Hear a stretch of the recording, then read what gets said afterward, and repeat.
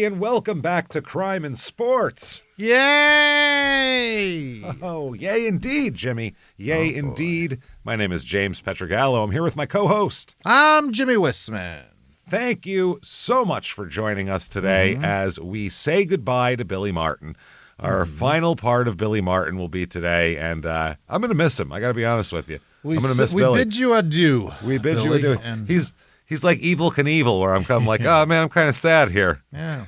Kind of just want let's just have this show be everything Billy Martin's ever done in his whole life, because it's pretty entertaining stuff. There's no more Billy. No more Billy. We will get to that and more. First of all, though, definitely want to tell you to head over to shutupandgivememurder.com. Yeah. Get all your merchandise. Get all your tickets for live shows for Small Town Murder and Your Stupid Opinions. We have full slate is on sale right now for 2026. Some new places we haven't been, like it's Buffalo. We're going there. We're San Jose. I don't think we've been there before. So get them right now. There is one Your Stupid Opinion show in Phoenix as well.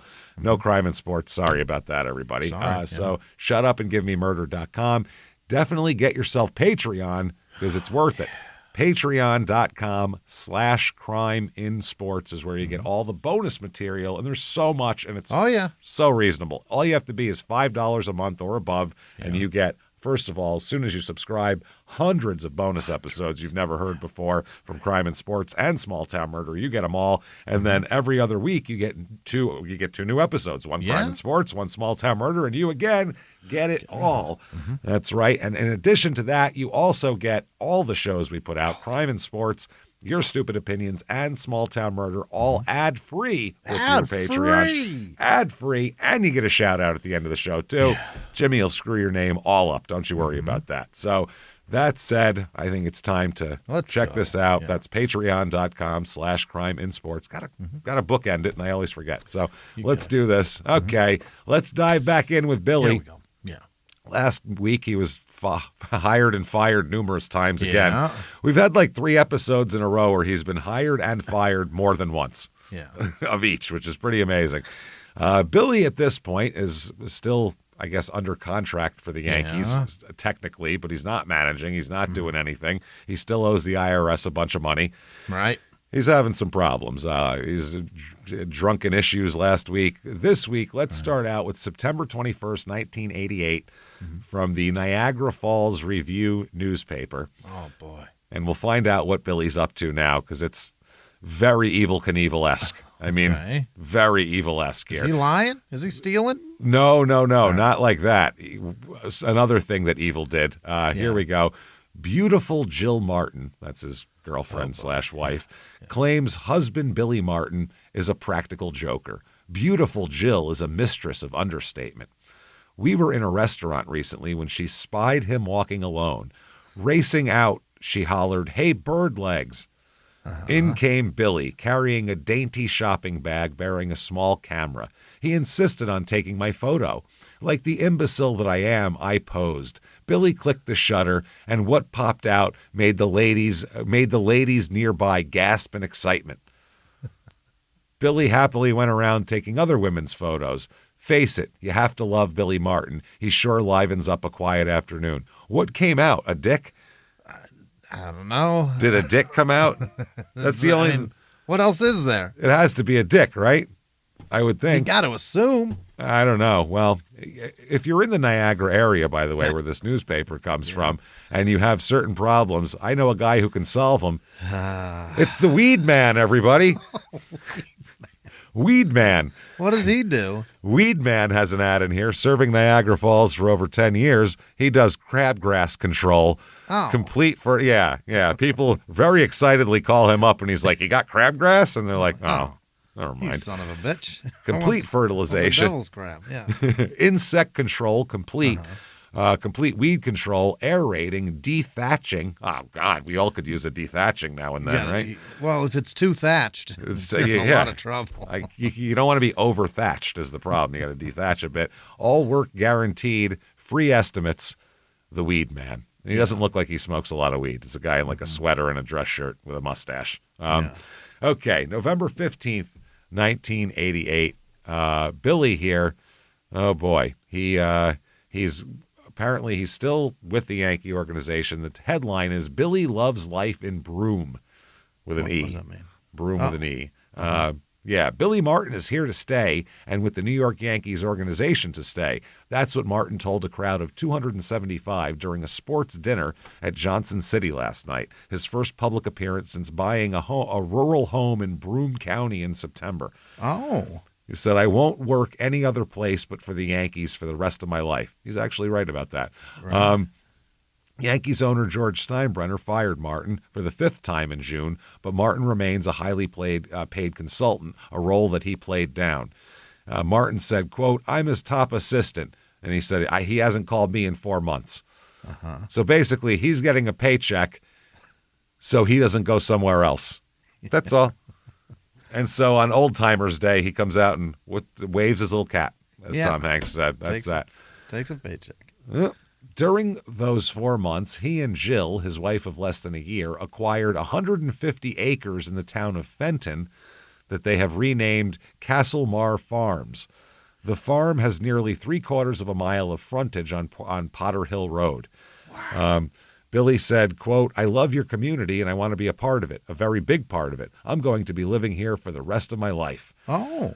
That's it. The decision was the occasion was the second annual sports dinner at the Binghamton Area Girls Softball Association of Broome County. Okay. Before it was Martin's turn to speak, outgoing Broome County Executive Carl Young presented him with a plaque declaring yesterday Billy Martin Appreciation Day in the county. Great. He said, I won't read all the whereases, but it makes mention of several periods with the Yankees, is what it says on there. Okay. So, yeah, they're talking all about the dinner here. Dinner chairman Leo Fahey said that Jill Martin, who formerly worked as a photographer for the AP, specified in firming up arrangements, there'll be no press conference.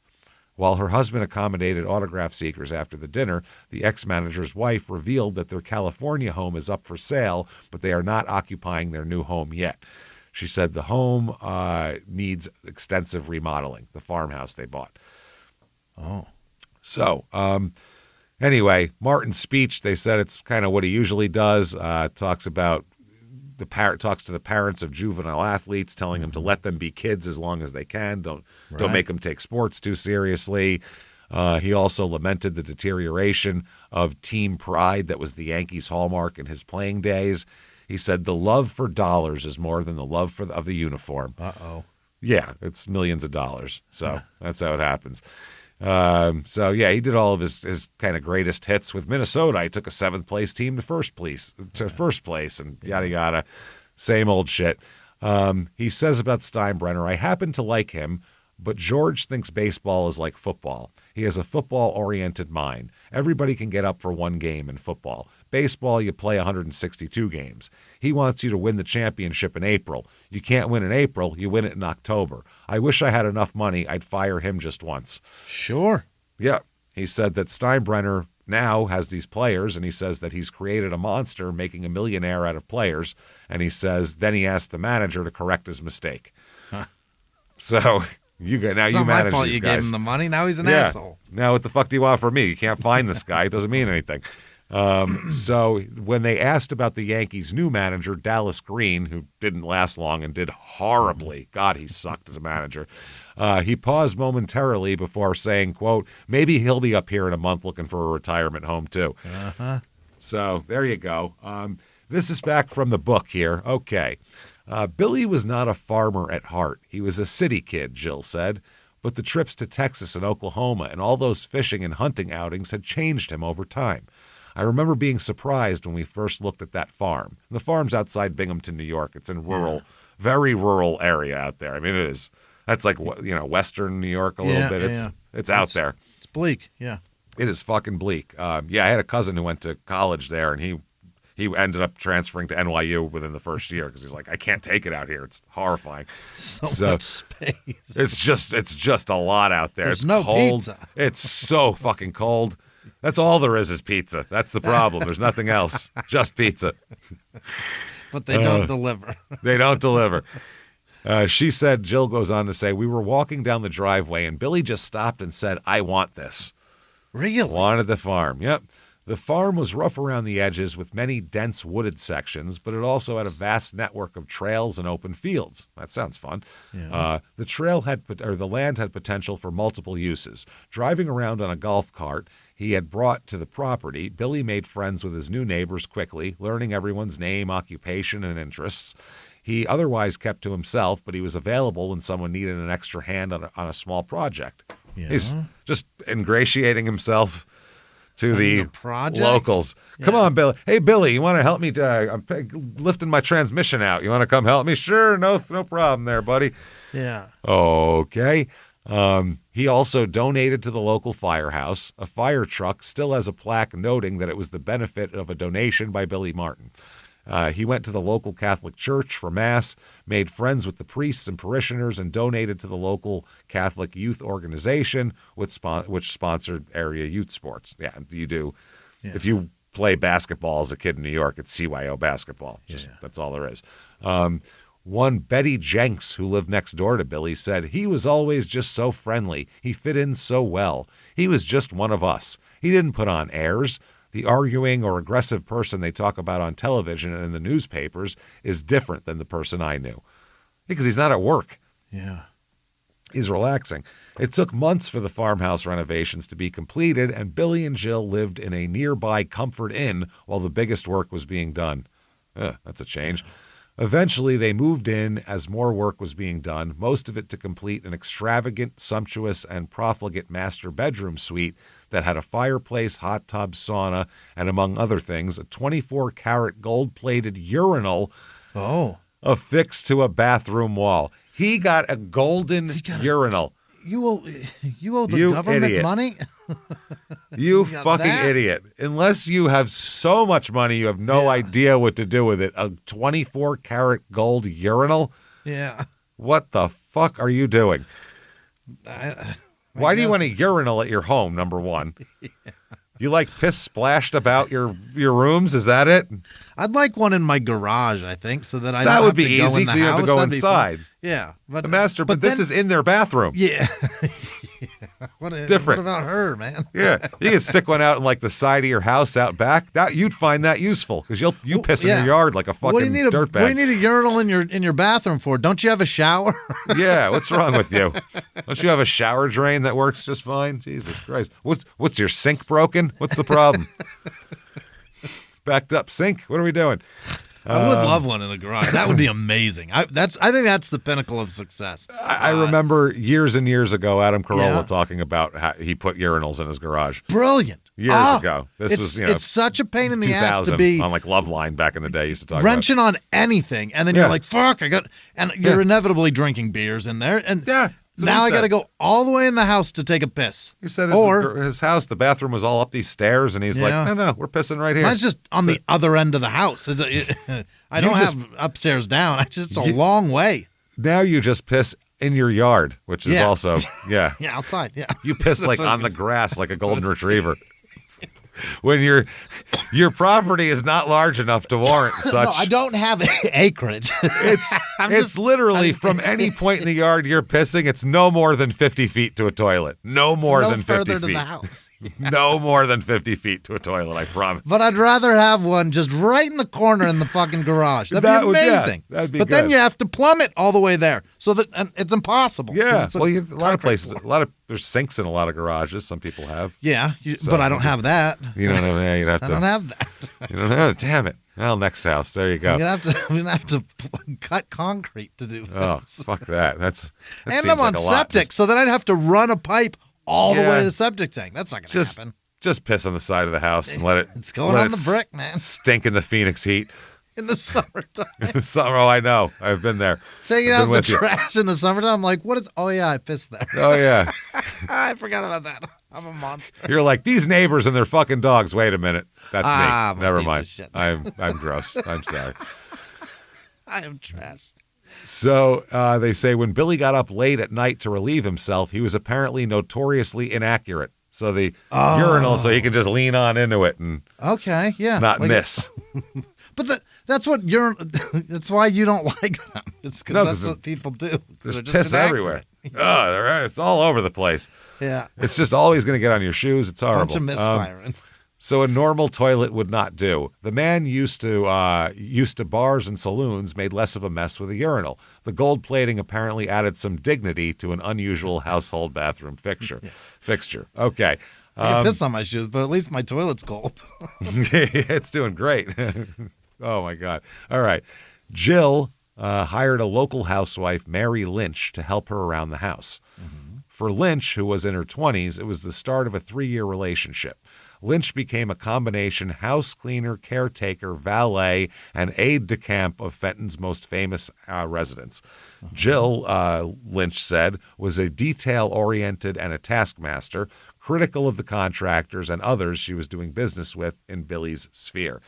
She said Billy would spend the day tooling around on his tractor, and they had bought all these sheep, a ram, geese, and ducks. Billy wanted to be a farmer. He wanted to try that life. But Jill would spend her house in the day, a day in the house and just an office off the kitchen. She would be watching the stock market tables and on the telephone talking to people. She was smart. She was always reading manuals and architectural magazines. She was studying things. And if someone crossed her, she could cuss up a storm. She gonna cuss up a storm. Really? But she could turn it on and off. She'd be on the, she was a sports photographer. Yeah. She's heard plenty. She'd be on the phone in the office just reaming someone out, screaming into the phone. Then she would come out to the kitchen and be as sweet as can be. In a calm, pleasant voice, she'd say, "Hi, Mary, how are you?" Wow. Right after swearing somebody down? Well, yeah, that's business in there. Yeah. Now it's not. That's all. Go fuck yourself. Hey, yeah, like, hey, how's it going? That's fine. Shit. We've had to yell and scream and then go on stage and do a goddamn comedy show. Remember fucking Silver Springs? Oh, my God. I was hoarse from screaming. And you, I think, were hoarse from laughing at me screaming at people. That's the thing you don't understand about us as a weird dynamic. If you do business with us and you fuck us, the way it works is I will yell at you and run down what you've done, and Jimmie will, and I'll say really mean shit, which makes Jimmie die laughing. He finds nothing funnier than when I'm mean and angry. Well, especially because I'm mixing kind of jokes sort of in it too. So you're like, what are you doing? There's a little bit of snark involved, but so you just fall on the floor laughing. So fun. So imagine being yelled at and screamed at by someone you're working at while another person laughs hysterical at you for being yelled at. Like imagine that. That combination is the most undignified way to do any kind of business. It's hilarious. Undignified for them because they don't know what to do. It's like those meltdown videos where on TikTok and Instagram where somebody's yelling at a gate agent, but nobody's laughing. Everybody's just horrified. Imagine if you had a hype man. One guy standing right next to them cackling. It makes it so much worse. Especially when you're firing somebody who's supposed to who's been fucking you over for a year. It's amazing. And if there's punches thrown, I'm going to laugh harder. It's going to be even harder. I'm going to have to get Jimmie to stop laughing to help me. This elicited punches. There's now violence. This is amazing. That's amazing. Hasn't got to that point, luckily. No, it's fine. No, but man. It's just fun at this point. That particular group could really draw it out of me, those people, boy. Man. They really brought it out of me. Tell you what. They made it up with cheesesteaks, right? No, was it? No, it was Silver no. Spring. What? That was your friend with the crabs. They didn't. Yeah. They brought us like a pre-roll or something or some shit, and it was like, listen, you can shove this right up your ass because I got beef with you. We were like, whoa. Right. I think I was smoking it while yelling at them, as a matter of fact. There was no way for them to solve the problem. No. They came in with the best of intentions. And they came in with interns and shit. That was the Big great. smiles. Like, hey, let's meet our clients. And we were like, you motherfucking cocksucking son of a bitch, thieving bastard, cock fucking licking son. Oh, that was amazing. We lost thousands and thousands. You know how much fucking money we lost because of you fucking scumbag mother. Oh, God, that was great. Okay, back to Billy Martin. Lynch saw how the roles in the household had developed. Jill had to take some control. Billy was carefree, but highly irresponsible, too. Yeah, that's all he does. It's just... It's what he's irresponsible. Responsible has left Billy a long time ago. he knows what to do on a baseball field. Outside of that, he's a disaster. Yeah. And it responsible. Fuck responsible. We're having fun. I feel like Billy's going to enjoy having a few drinks out here because he's going to be bored, too. And nobody can fuck with him about it. He can just... Yeah. He'll know all the local cops. He can drive home shit-faced, which is a problem, as we'll find out. And then he's got a urinal. So he's got a urinal. Lynch said the UPS driver was coming to the house every day because Jill was ordering things for the house or getting Victoria's Secret lingerie delivered. Oh, is that right? Have a sexy farmhouse. Nobody gets to see. Wow. And Jill or I would have to make sure we got to the driver before Billy did because Billy might tip him $50. Oh. The UPS driver. Yeah. She said Billy was like a big kid. He loved to cook spaghetti sauce from scratch. Well, yeah, he's Italian. That's very important to us. But he'd leave it on the stove and walk down to the pond to fish. The burner on the stove would get hotter and hotter until the sauce would just explode out of the pan.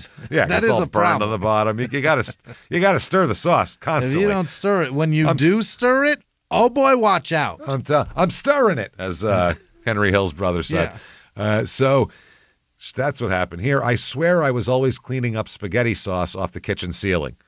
Jesus. That's some force. It's some really velocity going, to get it up there into the. That means it's hot. Yeah. To wedge it into an acoustic tile. That's a. The sauce gets heavy and it holds down that boil and keeps that heat from expanding through the sauce. Yeah, when it gets so thicker. It doesn't. Yeah, as it gets thicker and now you've just got this giant bubble that's and then you puncture that with a spoon and here it comes. It comes Watch out. out. Yeah, you'll get extra even if it is boiling. When you rouse it. It gets going. She said he also loved Haagen-Dazs strawberry ice cream. A good Really? choice, my friend. Not bad, A good choice. Loves strawberry ice cream, which he would eat out of the container while watching TV. Nice. But he'd fall asleep watching TV while eating ice cream, and the whole container would melt into the living room couch. I'd have to clean that up, too. God damn it. If you're drunk ice cream eating while you're watching TV at 2 a.m. is amazing. Amazing. Yeah. You gotta put that away. You got to put that away. But you Or know that's what finish it it. is. If That's you're your choices. You've had 8-9 drinks, you're going to be passed out with melted ice cream in your lap. March 27th, 1989, he is roasted. Uh-oh. Well, this is good. Where? At the Friars Club? No. I believe this is, we'll find out where it is. But he's roasted by teammates, players, and all sorts of people. Comic Robert Wool is the MC. Arliss. Oh, wow. Really? Yeah. Well, he was in Bull Durham before that. Yeah. He was in And he's probably, what year is this? Sports 89. So Oh, that he's was almost after about Bull to be Durham. Arliss. Yeah. Yeah. Oh, Arliss in about 6 years, 7 years. But Is it yeah, that late? Yeah, it was in the late 90s, 96, 97. Arliss came out, something like that, maybe 98 even. So mid-90s, yeah. So Robert Wool was into the sports stuff back then. He referred to Martin as baseball's first designated hitter because he'd punch people. It was one of many references to Martin's celebrated off-the-field fights with a variety of celebrants, or combatants. I'm sorry, I was looking at another line. He said this is Chicago, Ernie Banks. Wow, himself. He was Ernie, there too. Yeah. Ernie Banks said, Billy's the only player listed in both the Baseball Register and Ring Magazine. His hitting coach was Jake LaMotta. That's pretty good. That's good stuff. I'm sure Who Robert wrote Wool's that for writing. him? You know Robert Wool's writing, just handing out 8x Writing his ass index, off. handing out index cards to fucking Hall of Famers left and right. Yeah. Ernie Banks didn't sit down and He write didn't that. write anything. No. And if he did, it would just be like, Let's play 2. yeah. He's not writing fucking jokes with I don't punchlines. think so. No. Banks praised Martin's perseverance, noting he had survived 5 tours of duty with George Steinbrenner. Very good. That's good, not bad. Martin, who gained a reputation in the 50s as one of baseball's scrappiest players while wearing a Yankee uniform, returned as manager of the club 2 decades later. Hall of Famer Whitey Ford took his turn at sniping at his good friend. Quote, I'm Billy's best friend, and even I don't like him, Whitey said. Yeah. He's got a good heart, but I can't say much for his liver.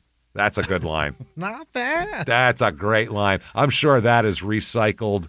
Yeah. Well, they're all every roast joke is the hackiest, dumbest shit Because on it's the all planet. yeah. But it's that's all, one. There's not a fucking original one left anymore. No. But like the ones about Baseball Register and Ring Magazine, his hitting coach is Jake good. LaMotta. Yeah. That's written specifically for Billy Martin. There's nobody else that applies to. But this is, You could absolutely hear Henny Youngman saying this about Dean Martin on an old roast or something like that. He has a good heart, but I can't say much for his liver. Sure. Hey, I take my wife everywhere, but she finds a way home. Take my wife. Take my wife, please. So the event was held at the Riviera Hotel and Casino, with proceeds going to benefit Spina Bifida Association of America. Odd thing to raise money for at that point. All right, July 2nd, 1989, another roasting. God dang. Yeah, he's come under fire before, but now he's going to be roasted, the newspaper says. Right. Martin steps into the batter's box at Harrah's Marina Hotel Casino Friday for a televised celebrity tribute. God damn it, I have to find this on YouTube. In Atlantic City, yeah.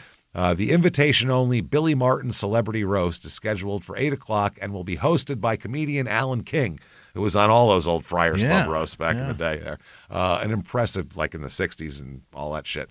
An impressive lineup of sports and entertainment celebrities will help King roast the fiery Martin, including Mickey Mantle, Howard Cosell, Steve Landsberg, and former Yankees pitching great Whitey Ford. Same crew. Yeah. Moving over. I wonder if they're going to bring the same jokes. Saying the same shit. Say the same shit. I can't say much new for audience, his liver. Whatever. Here we go. This is the late show. That's what I mean. What are you supposed to do? Write new material every show? Listen, the 10 o'clock's the same show as the 7:30. Leave me alone. What do you want? Yeah.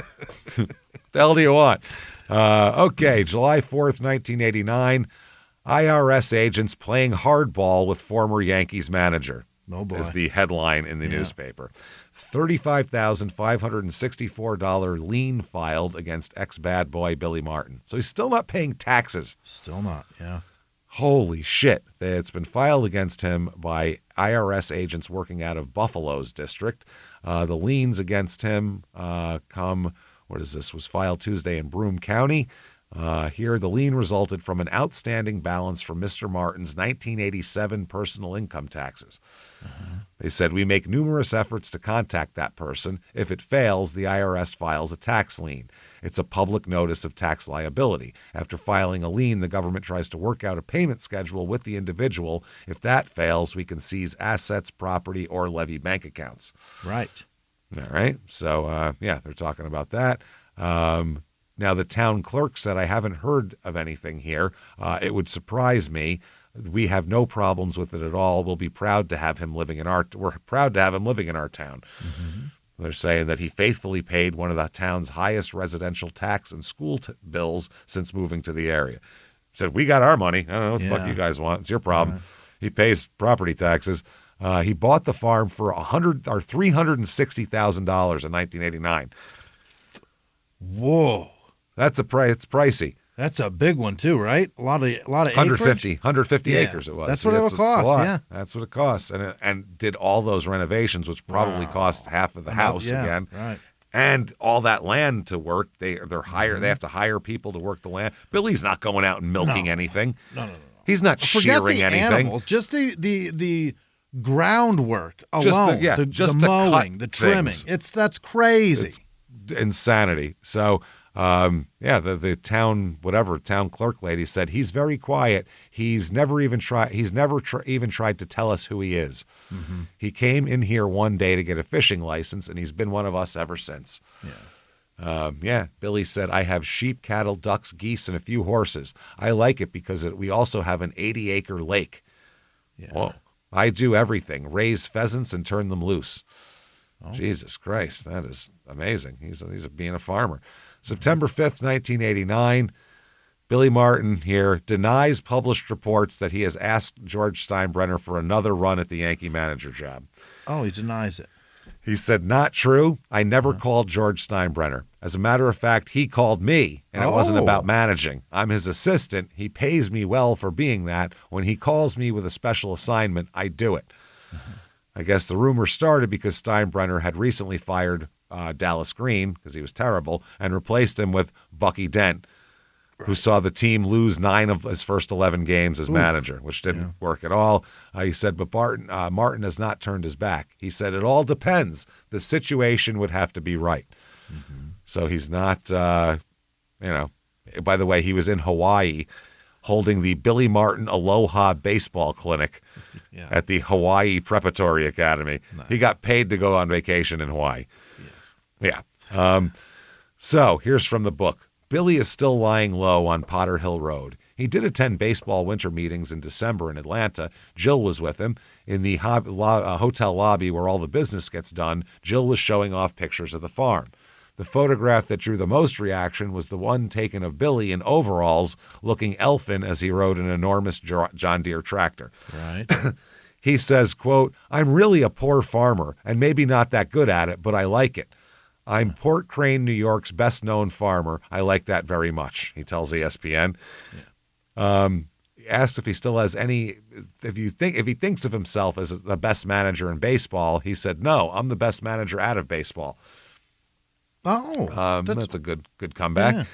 They say Billy was a familiar sight along Front Street. The locals liked how he would sometimes appear at a bar in dusty overalls and then sit and talk about hunting, harvesting, the day's news, or baseball. Mm-hmm. The locals said they felt that he was one of them. Billy would not usually be on Front Street late at night, although that did happen. More commonly, he would be there in the twilight of afternoon or in the evening after making a trip to Home Depot, the gas station, the lumber yard, or the supermarket. Billy would stop in for a few pops on the way home 2 or 3 times a week. It was part of his routine, said Earl Wagstaff, the owner of the Fireside Inn. I think if he needed to get out of the house sometimes, he'd stop in. Who doesn't, right? But he would be unrecognized for a while. Jeans, boots, maybe a floppy hat. He's one of the nicest guys I've ever had in my bar. Mm-hmm. His favorite place was the Bull's Head. A Bull's Head regular named Johnny Franklin said, Billy was one of the guys in the Bull's Head. We might have been surprised to see him the first couple times, but after that, it was never like, oh, there's Billy Martin, the famous Yankee. It was just like, there's Billy. He said Franklin also added that on at least 2 occasions, other Bull's Head patrons drove Billy home. Apparently, Corey Ford had given Billy an F-Series blue and white pickup truck in an exchange for 2 television commercials promoting the dealership. That's nice. I thought Corey Ford was a man. Corey Ford is a dealership. Yeah, I didn't realize that. Once, as Billy climbed into the truck and drove himself home, some of his friends from the Front Street bars followed him to make sure he got back to Potter Hill Road safely. Wow. So the other drunks are thinking maybe you're too drunk. Mm-hmm. How drunk do you think Billy was? We're going to follow you. Whoa. Holy shit. We're going to see if KFC's open, but we're going to follow you. We'll stop on the way back once you get home. Yeah. Davy Springer, who worked at a deli on Front Street, said of Billy, I never saw him have a cross word with anyone. Oh. It was good weather. In the good weather months of 1989, Billy spent many days sitting alongside his 10-acre pond fishing. After a few trips to Home Depot, he had built wooden stairs between the house and the pond. The house was on a bluff about 50 feet above the pond, and the stairs were anchored into the soil of the hillside. It was a 2-week project, but the stairs were sturdy and proved to be durable, still in use 25 years later. I couldn't do that. It's pretty impressive. Fishing by the pond was relaxing, but it had its limits. As Billy told a friend, Bill Reedy, Billy said, quote, Jill is always saying, why don't you go down and wet your line? And that's fine, but how many days in a row can I do that? Fishing? Every goddamn day. Yeah, not Billy. No. Also, he drinks out there. Yeah, Billy's antsy. He just can't sit there, you know. Billy did escape upstate New York frequently, flying to appearances, dinners, and charity golf outings. He stopped at Yankee Stadium sporadically, but tried to keep his distance from the disaster that Dallas Green's regime was becoming. Yeah, it was bad. Steinbrenner kept in touch with Billy. He knew the phone number to the farmhouse. Mary Lynch recalls fielding some of the calls, the woman who works there. She said, the phone was ringing all the time, and I hung up on Steinbrenner several times. He'd start yelling at me, saying, you need to go get him now. And I'd say, listen, you need to understand that Billy's a private person and he likes his privacy, and I'd hang up on him. Oh, wow. But he works for him. I get, don't be rude to me. I don't work for you. I work for Billy, but Jesus. Billy would come in a little while later, and I'd say some guy, George Steinbrenner or something, called. Billy loved that I did that, but he always called him back, because he does work for him. As a daily presence in the household, Lynch became intimate with many details of Billy and Jill's life in 1989. She ran errands for them, driving Billy's pickup truck to fetch Drano or mouse traps. She mailed their packages and made the check deposits at the bank, which averaged about $35,000 a month. Oh. Billy's doing pretty well for himself here. She 35 G's a month? Yeah, in 1989, That's wonderful. He's fucking killing it. Yeah. Even with the urinal up in the bedroom upstairs, Billy still wasn't that accurate in the middle of the night, Lynch said. He had a hard time hitting it. I was potty training my young boys at the time, and they weren't too accurate either. I tried a trick with them, so I tried it with Billy. I put Cheerios in the toilet and urinal, and I left a note, please aim to sink the Cheerios. That definitely helped. That is a great psychological factor because if there is a target, we will piss at it. That's the thing. We will absolutely try to piss at a target if there's one. So if you give us a target, perfect. A lot of times it's just we'll aim. It's just the the stray fro hairs from the long-haired dick before me. Absolutely, yeah. One of those, like if you're at a stadium, one of those troughs, you see like a cigarette butt floating. Everyone's hitting that cigarette butt. It's bouncing all over the place. You can't stop it. That must be why they put the ice in there, right? Because everybody tries to melt the ice. Maybe. I think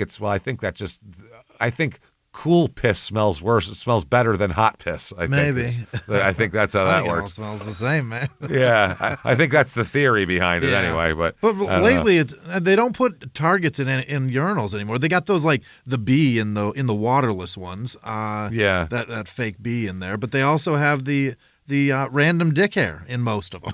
I don't know. You're lucky. Somebody's 4-inch long pube. That's what you got to aim at. It's crazy what men are rocking out there. Evidently, I mean, I don't see a lot of dicks, but evidently there are some long-haired dicks out there.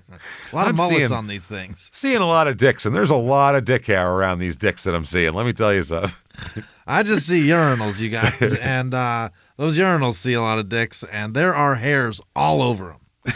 That's awesome. It's fascinating. So the book goes on to say, while others close to Billy and Jill witnessed frequent screaming arguments that ended with golf clubs thrown on the front stoop or a hotel door kicked in, Good Lord. Lynch said Billy and Jill never quarreled in front of her during her years of being with them. Mm-hmm. Okay.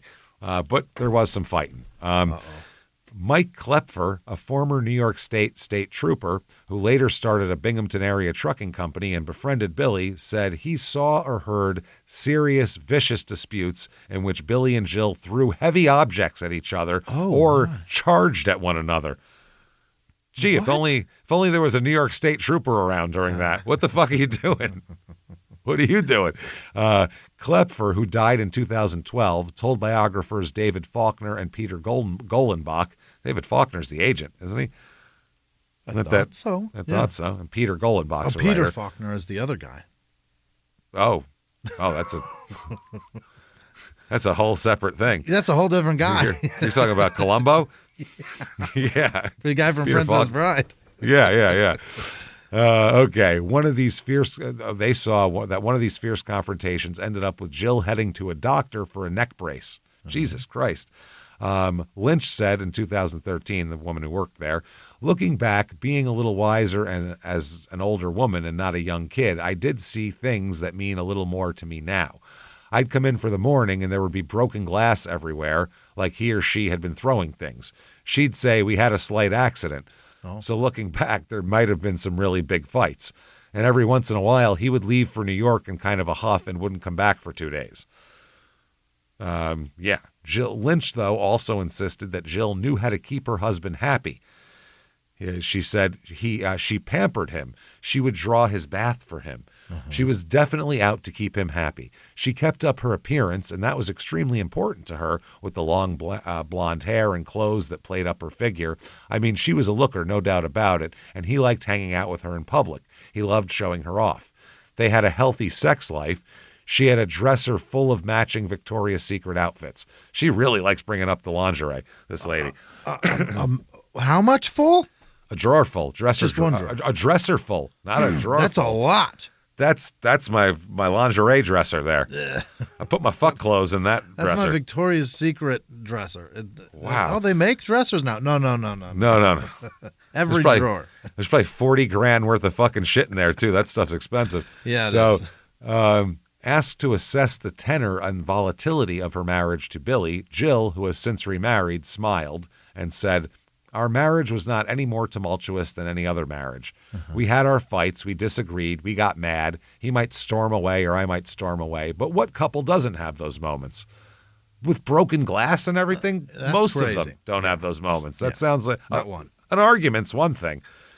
Neck braces and broken glass and heavy objects. Heavy objects. They didn't even say what they are. That could be a fucking 64 Volkswagen. Could be the Victoria's Secret dresser. We have no idea. Throw all the lingerie at her. Yeah. I don't know what happened. So that's what she says, though. Wow, that's interesting. She said, so yes, that happened, and the alcohol could enhance whatever emotion was going on there, but he could also calm down very quickly. That was an extraordinary gift of his, so I don't think it was out of the ordinary. We lived a pretty normal life. You got drunk and had violent fights, though. Right. That's not normal. Not at all. Jill was troubled by Billy's drinking in 1989, as we figured he would get. Right. Yeah. Think about it. He's moving out to the middle of nowhere. He's on the tractor and going to Home Depot because he's bored and he likes action. Yeah. So in the winter, when the sun goes down at 4:30 and he's sitting on a fucking farm listening to not even crickets because they're frozen, he's going to be drinking. It's boring. He's going to be mad. He's going to be pissed off just listening to the wind blow. Yeah. So she said that that Billy knew he had to do something about his alcohol dependence also. She said Billy had a drinking problem. There's no question about that. At times it was under control, and there were times when it wasn't. As we've learned over the many years now and been educated, I think it's clear that there's different levels of alcoholism. 20 or 30 years ago, we didn't know as much and didn't handle it the same. Billy would go weeks or months without drinking. He didn't drink every day. He didn't usually overdrink when he did drink. Other times, he was a very well-functioning alcoholic. It's a fascinating thing to say. But all of these, this is kind of, that's just, you just described the life of an alcoholic. Yeah. They're fucked themselves all up and they see it and they realize and they go, okay, hold on. I gotta slow down. So then they quit for a little while. Then, no, maybe I can just drink beer. Maybe I'll just have, I'll have some wine with dinner. I can do that. Just sip on one drink. Yeah, I got to go down to the bar and be social with all the people around here. You know what I mean? They're going to think I'm too good. I'll sip. I'll nurse it. And then 9 scotches later, they're following you home in your fucking new truck. So who knows? Jill said in the last year of his life, I did confront him and he got it back under control. She said, I do think that eventually he would have stopped altogether. Oh, really? He's only 60 at something at this point. When I think by the time he got into his mid-80s, I think he'd really calm down. I really do. He knew his drinking was something he had to confront. It had to be addressed. New opportunities were coming up in his life. He was making appearances, speaking to more groups and different groups, and I think he saw the rest of the world out there and wanted to keep being a part of it. And that probably meant change. I think he would have gone to get help.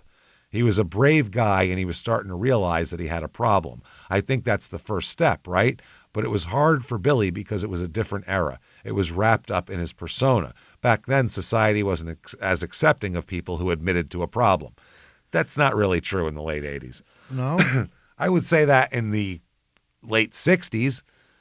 By the late 80s, that was like a badge of that was how, like, you would reinvigorate your career if you were like in showbiz.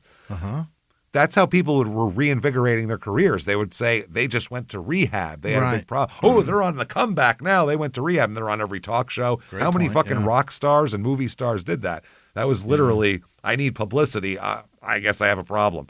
So, And you'd look good for doing it. You'd look like a real magnanimous, what a selfless guy, just going to sacrifice 28 days of his own life, his children's lives. He's just going to give it all up and go take care of him. I think Billy doesn't like defeat is what he doesn't like, and that's defeat because then I can't beat it. Yeah, I think that's more of Billy's deal, but sure. I don't think there was any stigma about it. In 89, from the mid-80s on, that stigma was gone. It was gone. Everyone knows he's an alcoholic, so... Anyway, she said it wasn't as easy to reach out for help in those days. It's a different world now, and it's so easy to look back and judge, but it wasn't the same, which is a shame. But it is something I believe he would have discussed at some point. She said if he had stopped drinking, he'd probably still be alive right now. Late in 89, Billy reconnects with his childhood friend that we know very well, old Lou Fagone. I'm Lou Fagone over here. What are we fucking doing? I'm fucking Lou. Yeah. Fagone had been all caught up in Billy's shit here in the West. He's from Berkeley. He's one of his oldest friends. He was pushed out of the inner circle, but Billy reached out late in 1989, and Fagone listened and wanted to help. He told Billy he would give Billy whatever he needed. To Fagone, Billy sounded confused and depressed. Sitting in his office 23 years later, Fagone had a succinct assessment of Billy's problems in 1989 and throughout most of his life. To Fagone, who had known Billy since he was a toddler, every setback or difficulty was rooted in his pursuit of the wrong women, or women in general. Yeah. It's Billy's problem. He likes booze and pussy. I mean, who doesn't? But you got to keep that under control, my friend. Yeah. That is what separates us from the animals. You know what I'm saying? You got to do it. Fagone said Billy's downfall was not drinking, it was women. Told of Fagone's assessment, Morabito, who was one of Billy's oldest friends, said it was a combination. The drinking led to women. Oh. That's how it worked. He was a lot looser when he had some drinks, and that made him want some ass at that point. Sure. He got a little more amorous the more he drank. So this is again from the book. Billy had written George a personal letter from the Fenton farm imploring George Steinbrenner to give him a more active role with the Yankees. He is bored up there. Yeah, he's fucking bored. It's boring, and he is bored. You gotta figure out what to do when you're there. Oh, shit. That's a lot. We hear that a lot. On Small Town Murder, people bitch about it being too small and nothing to do. Nothing to imagine you're on this farm and you're Billy Martin, who's used to being the manager of the Yankees and being the toast of Manhattan. Yeah. And now he goes to the big city. Now he goes to the Bull's Head with his overalls on and has a few and has to get followed home by locals. This is different. So Billy wanted a job with genuine input. He didn't want to manage the team, but he was all but begging George to let him get closer to the field again. Steinbrenner was delighted to get the letter. He loved Billy and wanted to be involved in the governance of the team again, and Yankees owners plan to put him in the uniform during spring training, then keep him very close to the team, even if Billy would watch games from the owner's box. Yeah. So he wanted him to be a spring training instructor. Sure. He wanted him to be around a lot, be a face. Yeah. It was part of a grander scheme. Billy would be the manager in waiting should Dent falter, as almost everyone expected, because the pitching poor 1990 Yankees, holy fuck were they bad. Yeah. Oh, my God, we're once again looking overmatched. But George kept his thoughts to himself in the early fall of '89. This stretch of Yankee baseball is horrid. No good. And I watched every fucking goddamn game that was on every night on WPIX, watching them get the shit kicked out of them while fucking Eric Plunk gets fucking bombed for 8 runs in 2 innings, and then fucking Oscar Azokar strikes out repeatedly. It's fucking terrible. They were awful.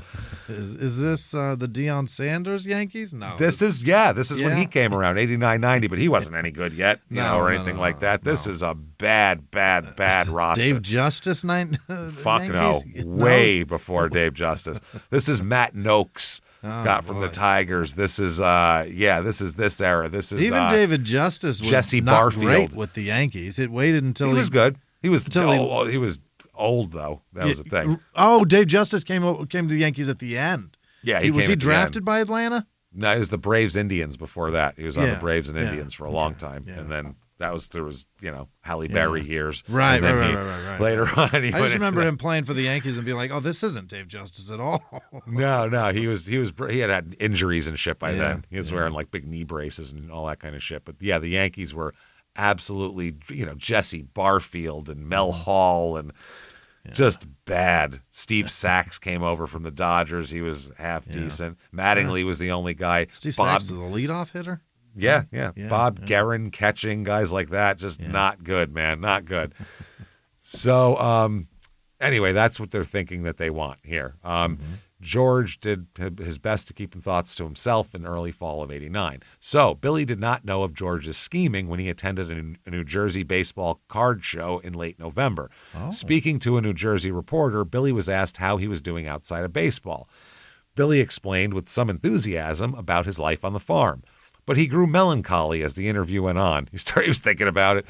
At one point, he offered a striking appraisal of his life situation. Quote, "Now I know why people who retire die soon after." Why? Because they're bored? They're bored. He feels dead. Which actually, I saw this, a chart, like an actuary chart. Yeah. And actually, the earlier you retire, the longer you live. Is that right? Absolutely. If you retire, people who retire at like 52 live to be 85. Now, part of that is if you can afford to retire at 52, it means you have a lot of money and you have good medical care. When they say people that retire then die shortly after, it's people that work too long and then retire. Yeah. It's that. Yeah, people who retire at like 68 die at 69. Yes. Because your body's just run their body into the ground. That last 10 years, you've beaten the fuck out of your body just by working. That's when it needs to chill a little bit, okay, so this is from the book. But when Billy came to George's office in late 1989, after 30 minutes of talking about personnel, the two men did something Yankees front office workers had never before seen. They left the office and went down to the empty field. According to multiple Yankees employees at the stadium that day, George and Billy donned coats against the fall chill and took the elevator to the lowest level. It was a short walk to the Yankee Stadium diamond. Because the infield was covered with a tarp, the team owner and the team's 5-time manager walked along the warning track encircling the grass field. Yeah. They remained on the field for about 20 minutes, then exited through the home dugout and up through the dark tunnel that led to the clubhouse. They did not enter the dressing quarters. Instead, George and Billy took a right and walked through the narrow serpentine passageway underneath the first base stands, which eventually wound to a flight of spare, time-worn stairs leading to the principal stadium exit and entrance. Every Yankee since the stadium opened in 1923, Babe Ruth, Lou Gehrig, Joe DiMaggio, Mickey Mantle, all used this bunker-like walkway with the blue-painted cinder block walls. Oh, yeah. On this day, George and Billy lingered at the bottom of the stairs, talking in low tones. Then the duo climbed the stairs. At the landing, George and Billy shook hands. Billy exited onto the plaza outside the stadium, heading to his car in the team parking lot for the drive to upstate New York on the thruway to Fenton. With a wave, George turned and headed for the elevator that would return him to his mezzanine-level office. No one heard George and Billy speaking on the field or in the hallway during that late November day, but several Yankees executives, security guards, and clerical workers noticed the uncommon, furtive meeting on the field. Within a few days, the phone rang at Clete Boyer's home in Atlanta. Okay. Billy told Boyer, "Don't get yourself another job. Stay put."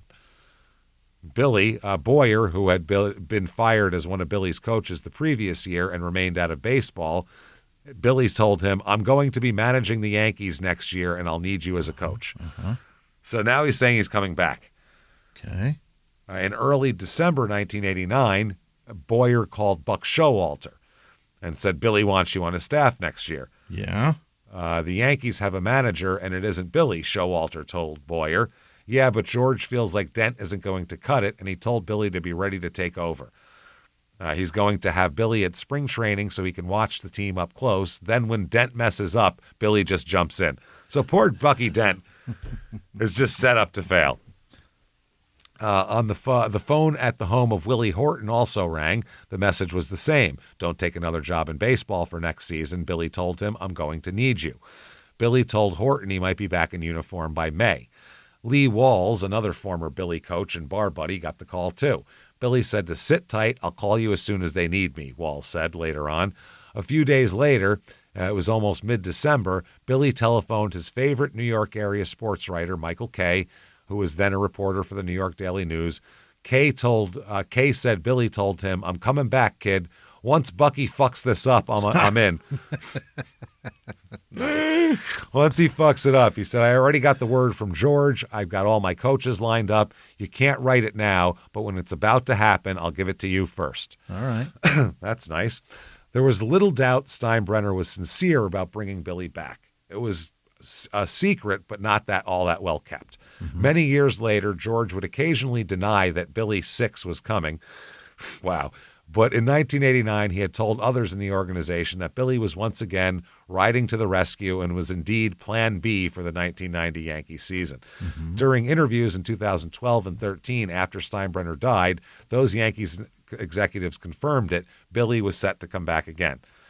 There was another factor that might have played into Steinbrenner's decision. A group of Denver-based investors were backing a team that would become the Colorado Rockies. Oh, yeah. The new National League franchise. Their first season was 3 years away, but they were looking for a manager/general manager to build the team from the ground up. They had called Billy 2 weeks before George called the Fenton farmhouse in late November. Jill said the Colorado people were going to let Billy run the whole show. There was a lot of interest there. They were going to give him total control over the team. Yeah. And they did. Colorado? In Colorado. He would have been the beginning of the Rockies, which would have been very interesting. Yeah. She said also that the Japanese professional baseball leagues had called as well. Billy was revitalized by the attention. It was like old times. Though 61 years old, he felt like, once again, that he had something that baseball people valued. In the Binghamton bars, at Maury's, the Bull's Head, and the Fireside Inn, a buoyant Billy began dropping little hints that something might be on the horizon for him. Okay, now, at the same time, right around, Billy received some bad news, even if it was not totally unexpected. His 88-year-old mother, Jenny, who'd been in declining health, was now hospitalized. Oh, no. Billy's sisters had called and made it plain that while Jenny was not in immediate danger, Billy should come visit before Christmas to be safe.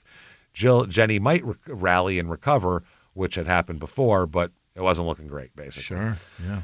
So Billy had an appearance to make in Terre Haute, Indiana on December 9th. He planned to fly there, then continue on to California to see his mom. He had to be back by December 15th when Jill had planned a lavish black tie Christmas party at the Fenton house. Really? I wonder if they're inviting all the farmers over. Is this Mickey Mantle and Whitey Ford or just farmers?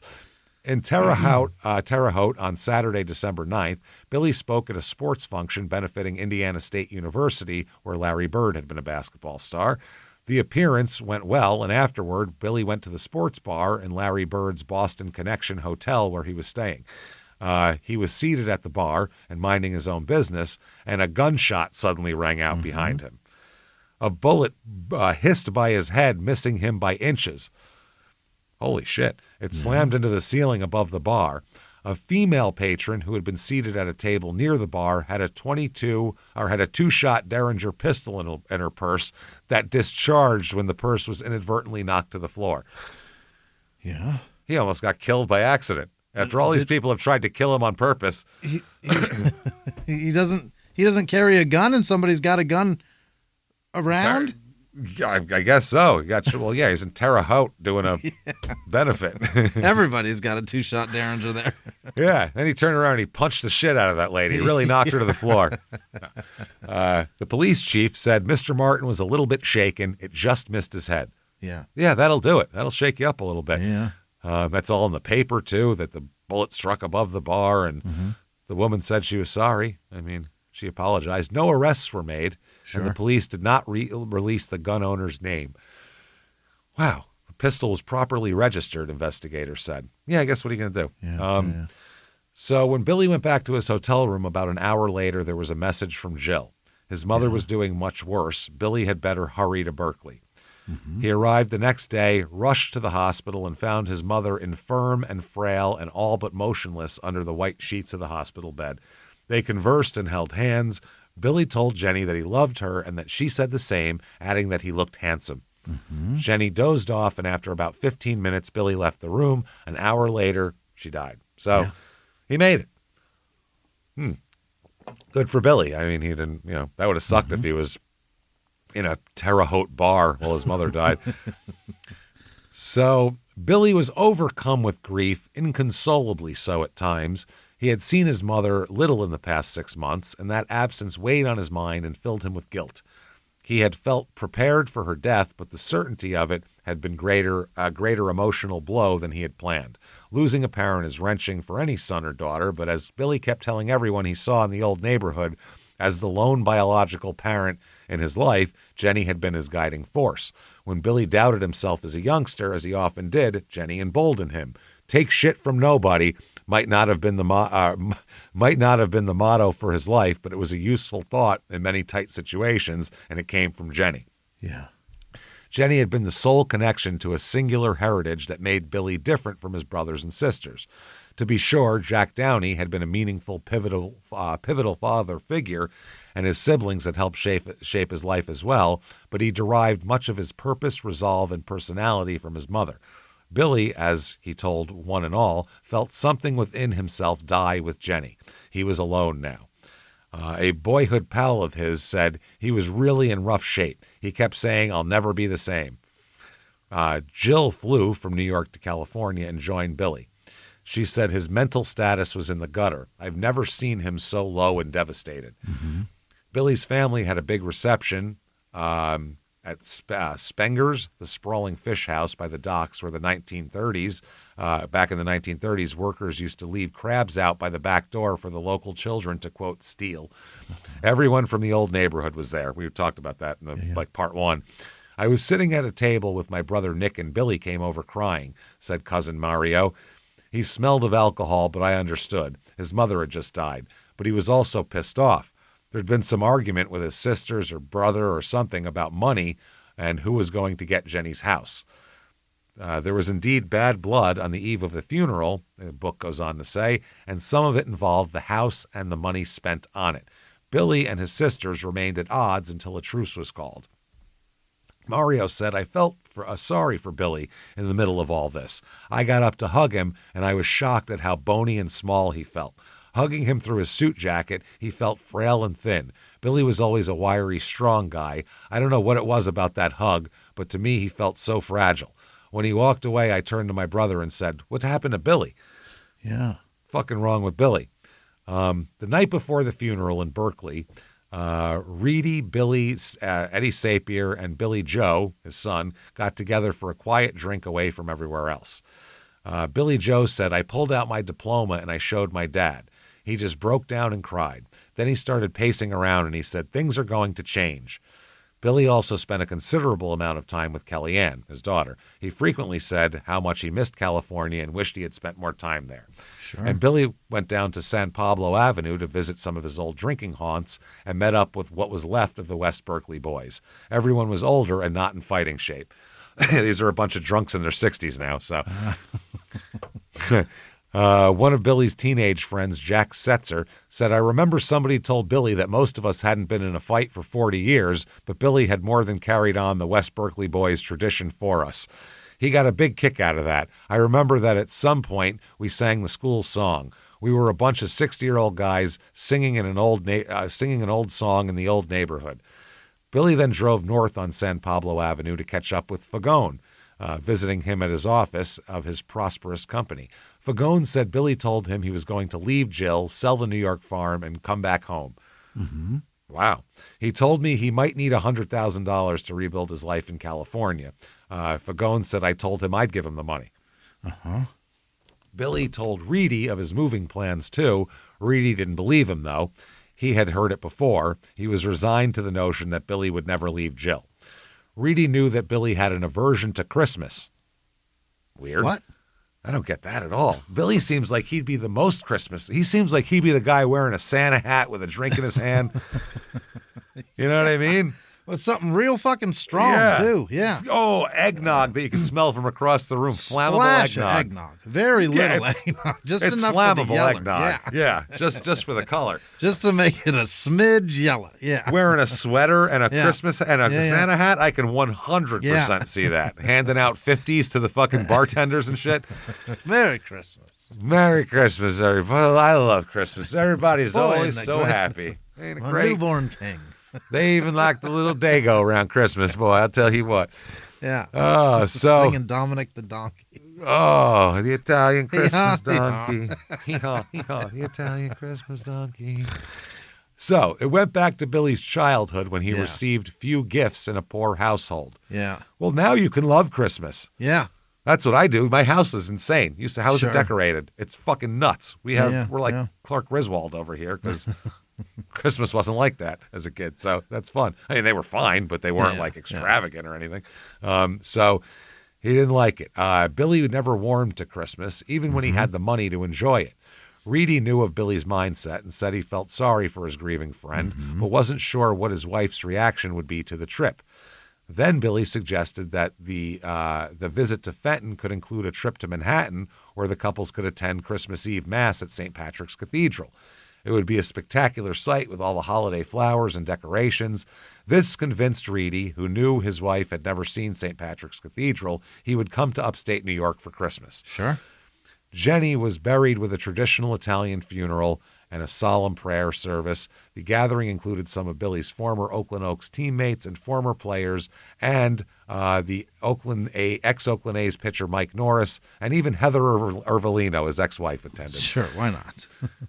So the Reedys arrived in Fenton on December 23rd. The same day, Billy and Reedy made a trip to Lowe's, the home improvement store on Front Street. From Lowe's, it was a short trip to the nearby bars. They drank for a few hours, then drove one exit east on Route 88 until they began their ascent to Potter Hill Road.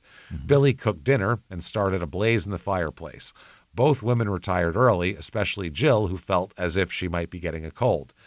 Billy and Reedy sat up a few extra hours watching a Western movie and drinking. But it was not an especially late night. Everyone was anticipating the trip to Manhattan the next day. Okay. Jill, however, awoke the next day seriously ill from what she felt was a powerful case of the flu. She had a high fever and was bedridden and much too sick to travel to New York. Billy was certainly not going to leave her alone on Christmas Eve. The trip to St. Patrick's Cathedral was called off. Now, if you came all the way here from California for this, and you're like, now I'm sitting in a farm? Great. Disappointed but accepting, the Reedys did some last-minute Christmas shopping. Billy called around to friends he made in the area to invite about a dozen or so people to the house for a small Christmas Eve party and feast. With my half-dead wife in there. Don't mind her. Right. When the crowd left, Reedy and Billy sat up late watching television again. On Christmas morning, Jill was still sick but improving. Billy made everyone a hearty breakfast of eggs, bacon, and pork chops. Jesus, not enough. Eggs, bacon, pork chops. Not enough pork for you. Here's a chop also on top of that. I'm also going to murk the entire farm. Wow. Holy shit. Yeah, there's some horse meat in the grill right now. There was some more puttering around the farm to do, feeding the chickens, sheep, and other animals, including the ducks down by the pond, which had an aerator so it didn't freeze. That's nice. Jesus. Yeah. That's pretty cool. Like some of the other farmers in the neighborhood, Billy had begun to raise his own quail. Well, he did so in a brooder, which was like a miniature chicken coop. It was out by the barn, but on cold nights in central New York, and this might be the temperature, and this night the temperature was expected to be in the low 20s, the brooder was warmed by a kerosene heater. About 1:30 p.m., Billy came back to the main house and announced that he had to go to Binghamton to get kerosene for the quail brooder. Right. Which may or may not have been true. Okay. He might be looking for booze. We don't know. Yep. Whenever they were together, Billy and Reedy always seemed to need to go to town for something. It didn't matter whether they were in Reedy's hometown of Detroit or in Texas, Manhattan, or Oakland. They usually had to go get something. The errand always took at least a couple of hours, and they always came back with alcohol on their breath. Mm-hmm. Oh, boy, man, we are out of ice again. Jesus. Billy grabbed the keys to the Ford, and the two men buttoned their coats and headed out the door. Through a second-floor window, Jill watched the pickup truck roll down the gravel driveway and disappear through the stone entrance with the iron gates. Billy was at the wheel, and he made a right turn to continue down the steep grade of Potter Hill Road. Mm-hmm. There was a storm in the weather forecast, and it was expected to bring either gusty snow showers or freezing rain. Okay, it was about 10 miles from Billy's home to the Front Street Highway exit in Binghamton. Billy's usual stop, the working man's gas station, was out of kerosene. Billy instead went to the Sunoco down the road, made his purchase, and loaded the kerosene into the bed of the truck.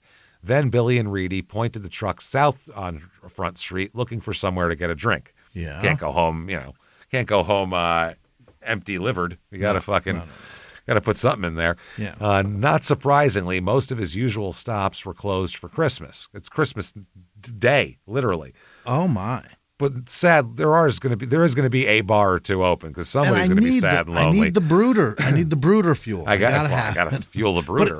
But it's probably because this storm is coming, and if he doesn't get it, the quail are going to die. They're going to die out there. It's, he has no choice, this man. I got to go for a ride. I got to go get a drink. As the truck approached Maury's, the lettering on a display outside the restaurant read, "Happy Holidays, sirloin dinner from 1 to 6 p.m. Okay. Christmas dinner you can go get. Reedy, who gave multiple interviews about this day in 2009, said Billy pointed at the sign and said, quote, "They have a bar, and if they're serving dinner, they're serving drinks. We can get a few pops there." Yeah. Bet your goddamn ass. Billy pulled into the Maury's parking lot. They sat side by side at the bar, and each ordered a screwdriver. Mm-hmm. After one drink, Reedy switched to Budweiser. Billy continued to gulp mixed drinks with Stoli vodka. That's what he's drinking. The bartender was Robert Dunlop, who worked at Maury's only part-time. His real job was at Johnny Antonelli's Firestone store just up the road. Antonelli, a former pitcher for the New York Giants in the 1950s, was an acquaintance of Billy's since they had played in the same city for many years.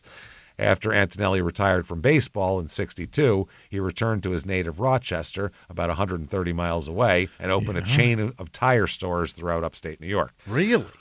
But on this day, Dunlop, and he works at a tire place. Tires. That's not weird. It's got to be his family, right? That's wild. No, he's not the guy who owns it. He's the bartender. Oh.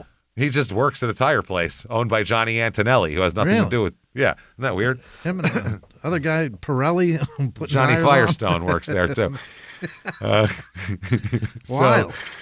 On this day, Dunlop was working the Christmas afternoon shift, and he later said that he served Reedy about 5 beers across the nearly 3 hours that the two men were at Maury's. Mm-hmm. I'm going to get some kerosene. Yeah. 4.5 hours later, you come home. That's a long ride. Wow, everyone was out of kerosene, let me tell you. Billy had several mixed drinks. Dunlop did not know how many, but enough that the barkeep was concerned about whether Billy would be driving home. Sure. There were not a lot of employees in Maury's that afternoon. Lisa Tierno was the waitress along with the owners, Morris and Dorothy Conroe, who opened the restaurant in 1966. In the course of the 3 hours, only 4 people came in to drink at the bar. 4 other people, besides those two anyway. Yeah. A bartender from another Front Street restaurant stopped in for one drink, waved goodbye to his friend Billy, and left. A local golf pro had a couple of drinks, chatting about golf with Billy and Reedy. A car salesman made conversation with Billy and Reedy for about 30 minutes before he departed. So everyone's stopping in for like either a post-family drink or, I got to gird up the loins for another for the rest family, of the day of my family. Yeah. One prepare of the two. Or relieve. Either way, we're dealing with stress in here.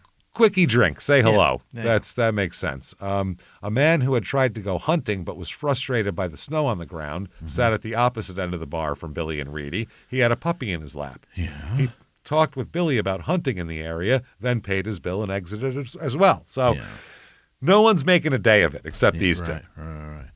Billy and Reedy were alone in the bar for about 90 minutes. Reedy said Billy did most of the talking. He went on to say he was still hurting about his mother, but he wasn't completely down because he was also looking forward to the next year.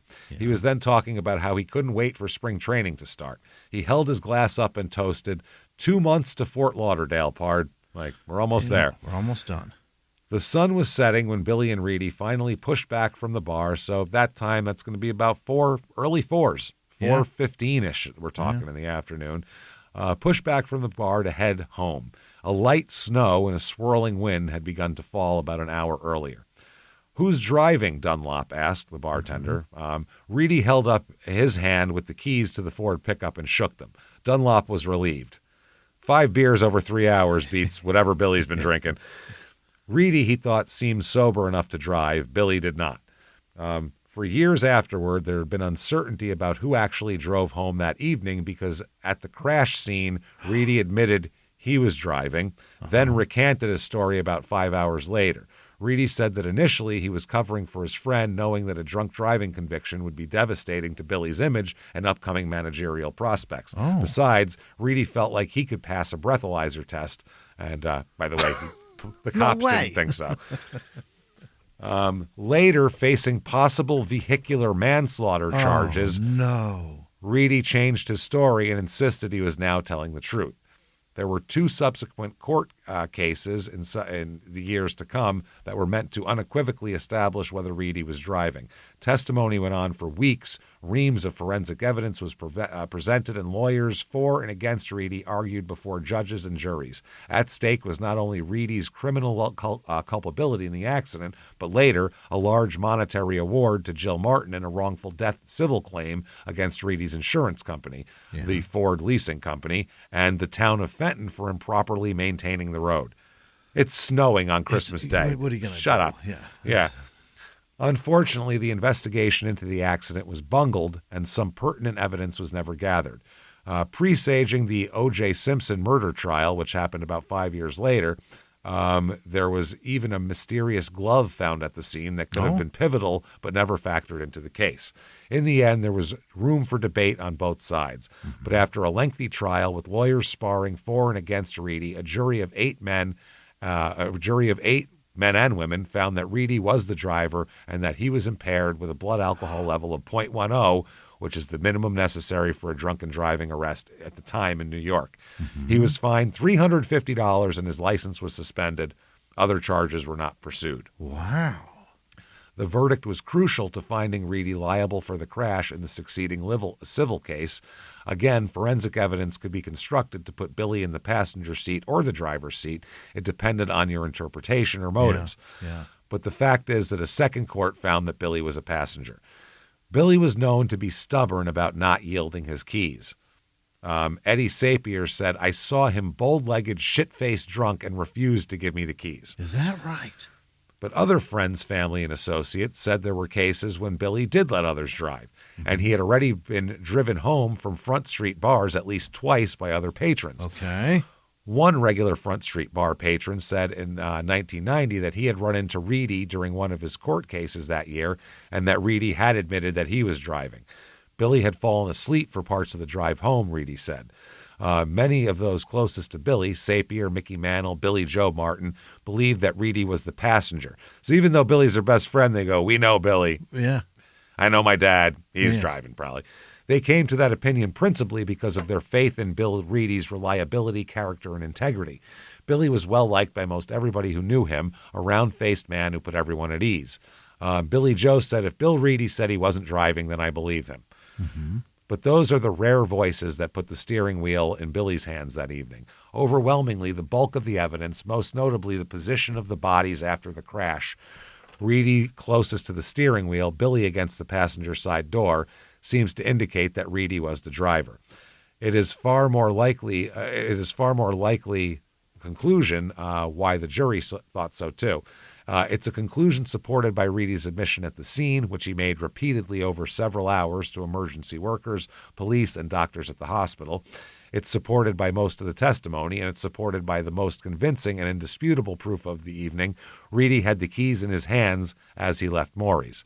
He could not have gained possession of those keys unless Billy handed them to him or agreed that he should take them. Right. So why would Billy take them back? But I could honestly see him on the way out going, you know what? Now that I'm up, I feel fine. You could see that too. Very easy. So the path of the truck after exiting Maury's parking lot also suggests that the driver was not overly familiar with the route, because one known truth is that Billy's Ford pickup truck missed the first exit off the highway that would have brought the two men home on the most direct and safest route. But instead of leaving the highway at exit 3, which would have led the pickup truck up Ballyhack Road onto the foot of Potter Hill Road, the pickup sped through the blowing snow to exit 4. So Billy probably wouldn't have missed his exit. Right. So Billy, somebody else driving might have. They might have. He might say, "That's the exit you had to take, man." Shit, you dumb shit. That was where you get to my house. Yeah. But if you're driving, if you've come from here many times drunk, you're on autopilot. You know where your turn is, and you just do it. You could get home and not even if you're dead sober. Yeah. Sometimes if you drive home, try to remember the drive home. Oh. You don't remember it a lot of times. You're like, I don't remember the last 15 minutes. If you're sleepy going to work at 6 a.m., you'll forget. Your body will just take you there. Your body just does it. Just gets you to work. And you're like, it gets in, it turns the key, it goes. Yeah. It knows what to do. It knows how not to get fired. Yeah. So they said there was a pivotal difference in the routes. From exit 3, the usual route, the truck would have climbed the precipitous grade of Potter Hill Road, and because of that mile-long uphill path, the truck would have had to slow to almost a stop before making a left turn into the driveway of the farmhouse. From exit 4, the truck was forced to follow a path that eventually brought the truck to the opposite end of Potter Road, arriving at the peak of a treacherous rise. That required the truck to make a sharp downhill 90-degree left turn about 100 feet, a quick right turn into the driveway, after about 100 feet, and then a quick right turn into the driveway. Exit 4 off Interstate 88 first led Billy's pickup truck to Pleasant Hill Road, which then feeds into Hunt Hill Road. Unlit and barely 2 lanes, Hunt Hill Road travels northward and uphill for almost its entire length. These small upstate New York back roads are so fucking tiny that when cars come, you have to both slow and kind of both hit the shoulders there. So it's 4 miles, traverses dips and hollows as Hunt Hill Road passes hundreds of acres of farmland, rows of massive pine trees, wide open fields, the occasional horse farm. Running parallel to the road is a drainage ditch 5 feet deep in some sections. At various points along the road, the drop from the paved road to the grassy ditch is guarded by guardrails. Oh.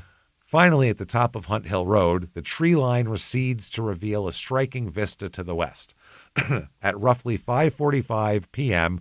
on December 25th, 1989, the view was obscured by night and the landscape had become both dark and forbidding with snow gusting across the glazed road.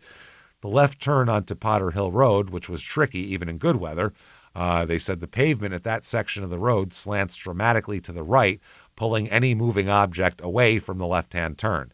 The slope of the road is by design and helps water run into the drainage ditch. Yeah. That's how it goes. Okay. As Billy's neighbor Betty Jenks said, "We've had a lot of people's cars in that ditch by the corner. We call the police and they come fish them out." Mm-hmm. This is common, apparently. Yep. There's another one in the ditch there. There had been periodic calls for the town to fill the ditch and at the bend of Potter Hill Road with gravel, soil, or some other material. But they can't because that's the drainage. That's how it goes. But the ditch remained as it had been for decades. Well, if you fill it with gravel, it's like a French drain at that point. I suppose, it could that's percolate down in there, but it'd have to be big chunks of gravel. It can't just be regular-ass gravel. It's better than people constantly crashing into it. That seems. Is it? I mean, funny.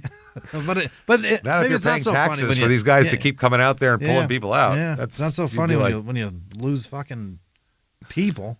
They die in it. So as police reconstructed the accident later from skid marks and tire tracks, the truck was moving at about 30 miles an hour, which was generally thought to be too fast for the icy, slick conditions, for the snow. Yeah. As the truck slid sideways and failed to negotiate the turn, the passenger side of the vehicle plunged into the ditch. But the truck apparently did not slow, perhaps because Reedy tried to get back onto the road by turning the steering wheel left and gunning it. Yeah. He was like, oh, shit. Yeah. But instead of climbing the steep embankment, the truck lurched violently forward for about 50 feet, then slammed into the immovable concrete culvert. Oh, fuck. And 4-foot thick metal drainage pipe that spanned the ditch and formed the beginning of the farmhouse driveway. Oh, no. The hood of the pickup truck buckled on impact. The windshield was smashed. It propelled toward the front bumper by the blunt force of Billy's head striking it. Oh, dear Lord. Yep. The engine, now partially exposed, stopped but remained warm, the falling snow melting on contact with it. Billy had recoiled from the impact with the windshield and was slumped against the passenger side door, motionless and silent. His neck was awkwardly tilted forward. Reedy was lying on top of him, his hip broken and his legs wedged under the misshapen dashboard. Mm-hmm. Yikes. Neither man had been wearing a seatbelt. Grabbing the steering wheel with his left hand, Reedy pulled himself partially off his friend. "Billy, you okay?" Reedy called out. "Billy." There was no response. Mm-hmm. "Billy," Reedy said, "if you can get up, I can push out the window." There was silence. Shortly thereafter, Peter Pirch, a neighbor, drove past and saw the wreck. When he approached the truck, Reedy asked him to pull him so that he was no longer leaning on Billy, because he can't get off of him, basically. Yeah. Opening the driver's side door, this guy, Peach, the neighbor, grabbed the heavy-set Reedy by the lapels of his jacket and yanked him toward him. Wow, that's some farm strength there. Yeah. When the members of the Port Crane Volunteer Fire Department arrived minutes later, a neighbor had heard the crash and called. Chief John Eldred said that he thought Billy looked dead. Reedy was pinned in the truck, but another fireman said he thought he felt a pulse on Billy. Through the passenger side door, Eldred grabbed Billy in a bear hug and pulled him out of the truck before passing him to another firefighter, who passed Billy along to another fireman. Oh, Jesus. Oh, my God. They're passing him along like a baby. who laid Billy on a long, straight board on the ground. It was not exactly the safest way to extricate a passenger suspected of a head or neck injury, but they had no choice. It was either that or leave him in the truck for the rest of the night. Chancing, paralyzing this man forever. Yeah, an ambulance was minutes from the scene when another port crane fireman pushed the intercom button next to the iron gates in the front of the driveway. The intercom was set up so that my phone would ring, Jill said. This was right outside his house. This was outside his driveway. Wow. This is literally, if I crashed into one of the 500 feet. One of the things in front of mine with a big concrete, that if I crashed into one of those coming in, that's what it was. Yeah. She was upstairs in the master suite and had been in and out of bed all day, still recovering from the flu. There was a turkey in the oven. Something was wrong with the heating system, and the house was colder than normal. Jill was under the covers of her bed. Carol Reedy was in the guest bedroom down the hall. Jill said it was bitter cold. It was a bitter cold day outside, and it was kind of cold inside the house. It was dark and nasty outside. It had all the elements. Until an interview for this book, Jill has never publicly talked in extensive detail about the accident and the immediate aftermath. Really? Seated in a gazebo at her horse farm in the summer of 2013, when asked about the accident and her memories of it, she answered with a 5-minute-long monologue. Rarely pausing, she explained the scene, her words tumbling forward from one recollection to the next in chronological order. Her tone was mournful but detached, probably a byproduct of nearly 25 years that had passed. She said, I was reading in our bedroom upstairs, a mystery book. There had been an accident in the book, and someone in the book had to go get help, and that's when my phone rang. I've always thought that was so odd, just a premonition. On the phone, someone said to me there was an accident out in front of my driveway, and that I needed to come out right away. I threw on a pair of sweats and drove our other Ford vehicle down the driveway, and it was just flashing lights and people scurrying around. It was dark and hard to see. This big burly guy, a fire department guy, said I couldn't go down where the accident was. Jill could see the smashed front end of Billy's pickup truck. She screamed and cursed at the fireman, pushing past him as she ran through the iron gates. She said, quote, I saw Billy lying there, and I knelt down on the snow next to him and tried to communicate with him. I held his head in my hands. His eyes were kind of in the back of his head. He wasn't responding, but I told him that I loved him and that we had so much more to live for. I told him to hold on. I said, Billy, stay here. Don't go. There's a world out there for us to live. You have everything to live for. Billy was limp and lifeless. Carol Reedy, who had hustled down the driveway, thought he looked like he was asleep. The wind was whipping as she ran to the truck where she saw her husband under a blanket, still trapped by the dashboard. The situation was harrowing, with emergency workers trying to revive Billy, eager to get a response of any kind. Jill said, but that wasn't happening. It was looking pretty bleak. The snow was falling more heavily. We were obviously losing Billy. The ambulance was getting ready to take Billy to the hospital, but suddenly they got a pulse and he was still alive. Yeah? Soon, Jill was in the back of the ambulance with Billy, headed for the Wilson Memorial Hospital in nearby Johnson City, New York. They had to pull over a couple times to get his heart started again. What is it, run off the fucking car battery? Why do you have to pull over? Keep going. Hold on, it can't run the car going. Turn the AC off, God damn it. Turn the goddamn high beams off. Reg low lights. Let's go. Running lights only, no headlights. Are we playing music right now? Seriously? Jesus. You really need to listen to that? Come on. God damn it. You're killing him. Fuck. They were doing a lot of different things and looked worried. When we arrived at the hospital, they told me to wait in the ambulance and to not come in right away. And I told them I wasn't going to wait in the ambulance. Yeah. Ain't happening. Someone directed me into a private room where I waited and waited and waited. At one point, I picked up the phone to use it. The line I got, it was someone from the press, point blank asking questions of someone, and they weren't saying anything. I hung up and waited some more. Reedy was pulled from the truck and driven to the emergency room as well. Doctors were concerned about a nerve and vascular damage in his broken hip and prepared to transfer him to a trauma center in Syracuse, about 70 miles away. Local reporters had arrived in the emergency room waiting area, and they were pleading for information. Doctors were dashing in and out of the area, looking both harried and uneasy. No one as famous had ever been seriously injured in the Binghamton region. The mayor was alerted and began to drive to the hospital. What are you going to do? Right. What are we talking about? The mayor? Is he a Dr. Mayor? Are you Dr. Mayor or not? Otherwise, stay home. Has he gone to 8 years of college? Then apparently so. Yeah, he's a residency. He's done it all. The police chief, the fire chief, and several Catholic priests were contacted, startled on an otherwise sleepy Christmas night by the news that Billy Martin was lying unconscious in the hospital. Jill remained alone in a noiseless room. She paced. Then a doctor whose name Jill never ascertained entered the room. Jill spoke first. "Are you coming in here to tell me my husband died?" And he said, "Yes, I am." And that was that. That's she it? Said that was it. He's dead. Wow. Jill said she was then asked if she wanted to talk to the reporters who were waiting in the lobby. Why the fuck would she want to do that? Of course not. Yeah. She declined. She instead asked to see Billy and was led to the bay of the emergency room. She went alongside the gurney and reached for Billy's hand. She said, "I had a few minutes with Billy and I talked to him. I felt the blood and warmth rush away from his hand. I stayed another few minutes just talking. I told him I loved him, and I told him that I would take care of everything and that I wouldn't let him down." Yeah. So she returned to the private room where she was waiting, and on the way, she asked how she could get an outside phone line to make some calls. Then she called Billy Joe, Kellyanne, and George Steinbrenner in that order. Yeah. Not his sister, No. not Eddie Sapir, not Mickey Mantle. Billy Joe, Kellyanne, George Steinbrenner. Wow. In the waiting room, Michael Dahl, a hospital spokesperson, told reporters that Billy had been pronounced dead of head and neck injuries and severe internal injuries at 6:56 p.m.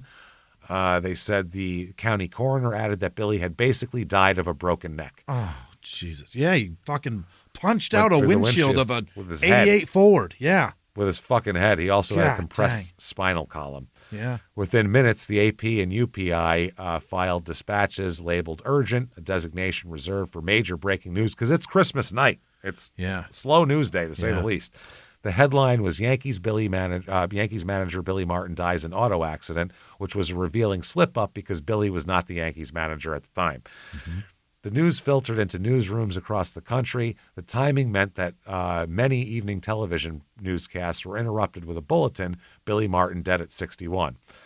Around the nation, it was the most common way people learned of the accident. Since Billy was still the best-known baseball manager in America, it was a weighty and substantial news. It was delivered by dinnertime news program as the holiday was winding down. Ricky Henderson said, "I was home and having fun because Christmas is also my birthday." Of course it is. Yeah. Ricky's so weird. Of course it is, too. There were people over and we were laughing and having a good time. But then the TV said Billy was dead. I ran over and listened. The room went quiet and I fell to my knees. I couldn't believe that he was gone. How could that happen? I got up and sat in a chair, but I didn't eat or drink anything for probably a day. I just sat there crying or staring at the TV. Everyone went away and just left me sitting there. Jill reached Kellyanne's home, but she wasn't there. Jill instead told the news to Kellyanne's mother and Billy's first wife, Lois. The news spread in California, where there was a haunting disbelief. Less than 2 weeks earlier, Billy'd been shoulder to shoulder with his family and friends, burying his mom. So Jill left a voicemail at Billy Joe's house, but he was at his mother Gretchen's house on Christmas night. Then a friend of Gretchen's called with the news, having been alerted to it on television. Gretchen said, "I started crying hysterically, and I remember saying I'll never talk to him again. I was so overcome, I think it's traumatized my son to the point where he did not shed a tear." She said it stunned him until he was in shock. He just said, "I have to get to New York right now." But the grief, our grief, his grief was all consuming. Billy Joe went to his home where friends began to arrive. Billy Joe said, "I may have been stoic at my mom's, but when I got home, I was a mess." In Tampa, Steinbrenner talked with Jill and promised to take care of all the funeral and burial arrangements, and then started calling various Yankees. And he's not doing this fucking Puff Daddy style either. He's actually going to pay for this shit. And he's a huge asshole. Yeah. And he's still going to pay Still for gonna it. pay for it. Wow. In a 1990 interview, Steinbrenner said he was at a loss for several moments. George said, "It wasn't just my sorrow. I didn't know who to call first. Billy meant so much to so many people, and how many people do I call? I couldn't figure out what to do. Billy touched so many people. Where do I start? There were so many calls to make." One of those calls was Ron Guidry. Guidry said, "I told Mr. Steinbrenner that it was the end of an era. We'd move on, but not quite the same. The Yankees would be different. Baseball would be much different. And part of that would be because of what Billy had taught all of us." Trainer Gene Monahan heard from Steinbrenner. He said, I remember the number of times Billy told me he loved me. I remembered his compassion, and I thought he really was like an Old West gunfighter to the end. Those guys always leave us one night without warning. And figured that Billy would go out like that. Just poof, he's gone. Fascinating. Willie Randolph got a call from Steinbrenner and said, I was just too upset to talk to anyone. I put my wife on the phone. I couldn't control my emotions. So Lou Piniella was skiing in Vermont. Willie Randolph just had his wife take the phone call He for said him? he broke down. He couldn't do it. I can't do it. You get all the info and listen You tell later. him. Yeah. Yep. Piniella said there was a snowstorm the next day, so going to New York right then wasn't possible. We went to the local Catholic church and paid the priest to say a mass for Billy, and my whole family sat there remembering Billy. Don Mattingly said, I started telling people about how alive Billy became just before the first pitch of every game. That's a weird way to put that right after he's dead. Yeah. Could have said energetic. He could have said any Alive. other word. Yeah. Anticipatory, anything but alive. Yeah. That was his moment, pacing up and down in the dugout with his hands in his back pockets. It put a charge in everyone on the team. That was him at his best. But I also thought about the demons that went with him after the game. I thought about the alcohol and about the dangers that go with it. He was so brilliant, but there was a piece of him that was so tragic. Earl Weaver said, I felt like a part of me had died. It hit me like that. It hit me harder than I thought it would. And I also felt bad for baseball. Mm-hmm. So, yeah. Bobby Richardson said, I flashed back to the 1950s and how Billy willed those Yankee teams to victory. I remembered the things people didn't know about Billy, like how many times we took a cab on a Sunday morning to church. And I realized that now Billy was with Casey again. So they said that it was just shocking. They said he died on a country road. It just didn't seem like Billy, like that's what happened. I remember this. I was watching TV with my dad on Christmas night because that was one of the I was with my dad that year because Christmas Eve I go with my mom. Sure. So it was Christmas night. We were watching some whatever the fuck was on, and I remember that broke in on the news, and I remember they had a picture of the truck, like of the road and where it was, and I remember just being fucking devastated as a kid. Yeah. I was 11. I was gutted. It was bad stuff, man. Like a young girl seeing the footage of Princess Di's car. Yeah, it was. Yeah. That's what it was. Or like my cousin when Thurman Munson died. You know what I mean? Like he was telling me that he was so sad and heartbroken. People survived that, didn't they? The Thurman Munson crash? Yes. Yeah. I think he was the only one who died. Only one that died. And the plane's like crazy. On fire. Yes. Crazy. It's fucking insane. Wild. So, I don't know. A lot of people said that. Phil Rizzuto said an auto accident? No, none of us saw that coming. Meanwhile, he drank so much, I would say he's going to crash his car one of these days. Either say alcohol-induced health problem or car crash. One of the two. Yeah. Unless he's getting a ride all the time, which maybe. He was getting a ride at this time, too. Sometimes. Well, this one, that's the other point. It's like if the truck went down into an embankment and a man's story is I was on top of him in the heap, then he switch? Wasn't driving. How did you switch otherwise? Yeah. How did you two? Man, that was a crazy tumble then that you two got switched over each other. Especially when Billy hit the passenger side of the windshield. So that's where he was on impact. Glass. Right. That's before they fell. Right. So that's where he hit the glass. Then they fell, and the guy was what on top. What a crazy crash. That would have been a crazy crash. It defied all laws of gravity and physics. Yes. If you can hit the passenger side windshield with your head from the driver's seat, side? That's a crazy accident. Boy. My God, that's a crazy impact. Oof. Rod Carew said maybe it was finally a place for him to be at peace. He said it was his own quiet time. Wow. He said, instead of being in a big city with noise and bright lights and hoopla, it was somewhere serene and away from all that. I found comfort in that. Mm-hmm. I like that he left us in a peaceful place. Jesus, Rod. It is kind of a, even with all the chaos that happened in the car crash, the description of the aftermath is so serene and peaceful. The engine is exposed. Isn't that nice? And the snowflakes falling so gently or melting on the hot engine. That's so peaceful. Nice? Well, blood runs down the glass of a broken out 88 Ford. Well, chunks of glass are picked from Billy's scalp. That's great. It sounds so peaceful. Like the sound, like you probably could have heard the screeching and then the crash, and then it's just silence. No shit. That's the snow. And he's happy about that. Isn't that nice? Isn't that nice? A light snuffed out. Oh, I'm so happy this happened. It's so peaceful. Rod Carew, why are you an asshole? Yeah. Jill returned to the house on Potter Hill Road on Christmas night, where housekeeper Mary Lynch was waiting for her. Jill said, I made a stiff drink and started planning to leave for New York. George said that he would have the funeral there, and I was relieved that he was taking care of that. He was wonderful. People were calling from around the country, from around the world, in fact. They were getting ready to fly to New York from wherever they were. I left a few hours later. I didn't even remember to pack clothes. Lynch stayed behind a while to tidy up. The table had been set for dinner, so she pulled off all the dishes, utensils, and glassware, put it all back in the cabinets, removed the turkey from the oven. Yeah. She put water in the base of the 20-foot Christmas tree, fed the animals in the barn, checked the quail brooder, which was warm. Yeah. So Billy didn't need kerosene. He didn't even need the kerosene. God, didn't need it. So then, before locking the doors and returning home, she took pictures of the farmhouse's first-floor walls, which were lined with memorabilia from Billy's career. She said, Jill wanted me to do that to remember what it looked like that night, but I took extra pictures because that was the stuff Billy wanted to remember about his life. I figured that's what he wanted to remember, then maybe it was a good way for me to remember it. Yeah. So, yeah, this is all sorts of shit here. The funeral is huge. There's pictures in the house too. All these pictures. It's pictures of his baseball stuff, and then it's, him with Mickey Mantle, fishing with Whitey Ford, hunting with that guy, at dinner with Joe DiMaggio, Frank Sinatra, and Marilyn Monroe. Wow. God damn, that's cool. There were pictures of Billy at spring training, arguing with an umpire, all the classics. Yeah. Pictures of his, Sports Illustrated covers, stuff like that. So wild. To die in 1989 and there's a picture of you with Frank Sinatra and Marilyn Monroe.